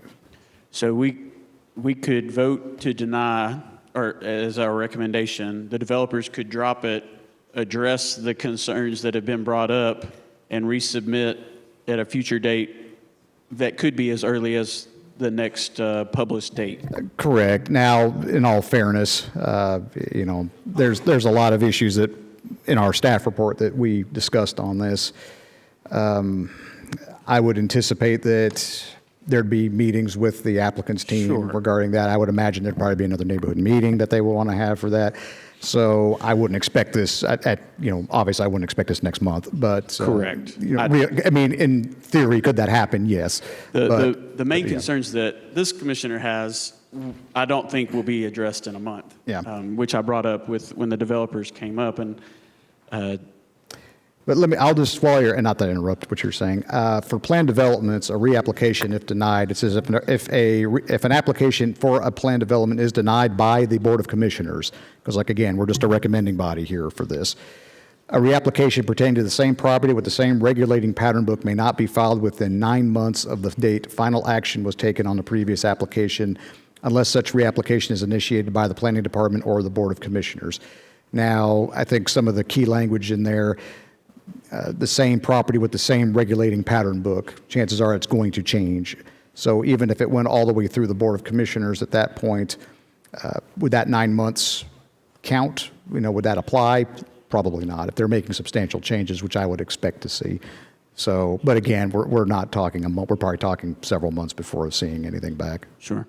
And can you remind me, when you first talked to us about heights, Smyrna, if I remember correctly, has a much high, maybe the highest height? No, I think theirs was fair, and I don't have it right in front of me. I'm sorry, I'm kind of speaking off the cuff here, but I want to say theirs was similar to ours because they were having some of the same issues that we were having as far as the height. I think the applicant was having some of the same issues with them.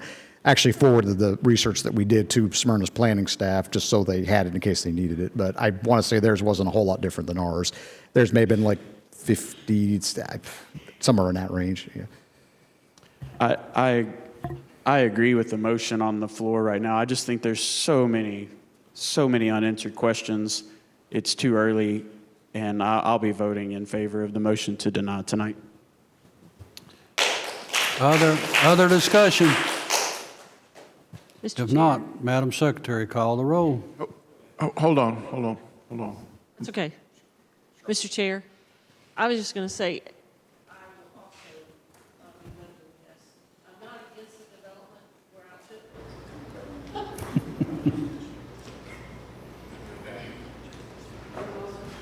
This is working for the moment. I'm not against the development close to 840 where I feel like it is appropriate and good planning for it to be there. I am very disturbed about the large buildings over in the residential area with no future plan, and that you don't know what they're going to build there away from 840. So I will also support this motion. Mr. Cush. Thank you. I just want to, I'm going to repeat what Chairman Phillips read. And it's basically page 9 of 13 of our PUD, okay, our application. And the title of that is Documentation of Adequate Public Facilities. And this is paragraph D. It says the applicant shall submit any applicable studies, including but not limited to traffic and environmental studies and documentation that all relevant utility companies and government departments have been consulted as that adequate capacity exists. Think of the sewer. Or applicant has agreed to upgrade the facilities. Well, none of that has been done. We have no letters of from any utility department. They are taking a huge risk or gamble asking us to approve a rezoning and don't even have at this point in time, have any agreement with any utility. So they have not met paragraph D of our own PUD documentation. So for that, I support my fellow commissioners. Thank you. Thank you, Commissioner. Anyone else wish to speak before we call for a vote? If not, Madam Secretary. Jeff Phillips? Yes. Mike Cush? Yes. Lee Bogle? Yes. Charlotte P? Yes. Ray Gooch? Yes. Jim Thompson? Yes. Michael Shirley? Yes. Jason Beavers? No. Amber Brown? No. Pettis Reed? Yes. Motion carries. Motion carries. It has been denied.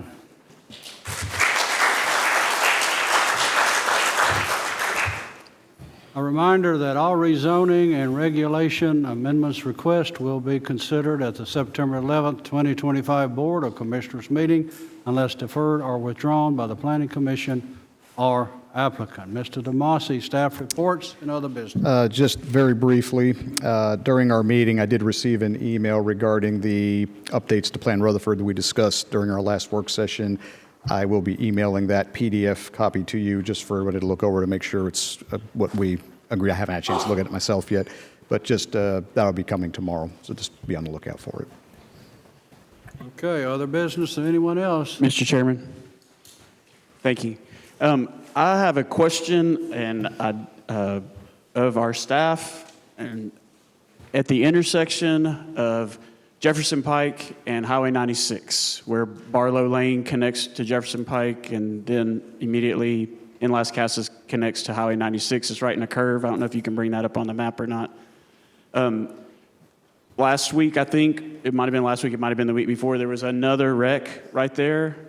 The speed that people are traveling back into town on Las Casas Pike, come around that curve, someone that's pulling out of Jefferson Pike onto 96 can make a terrible mistake and pull right on out and not realize how fast the oncoming traffic is coming at them. It's an intersection that's the one. It is an intersection that I would assume is completely a TDOT intersection, is that right? I think if we wait on them to make an improvement there, somebody's gonna die there. And I just wondered if we could use our traffic consultant to actually do a traffic light analysis there and then forward that on to TDOT to maybe grease the wheel of getting an improvement made to that intersection.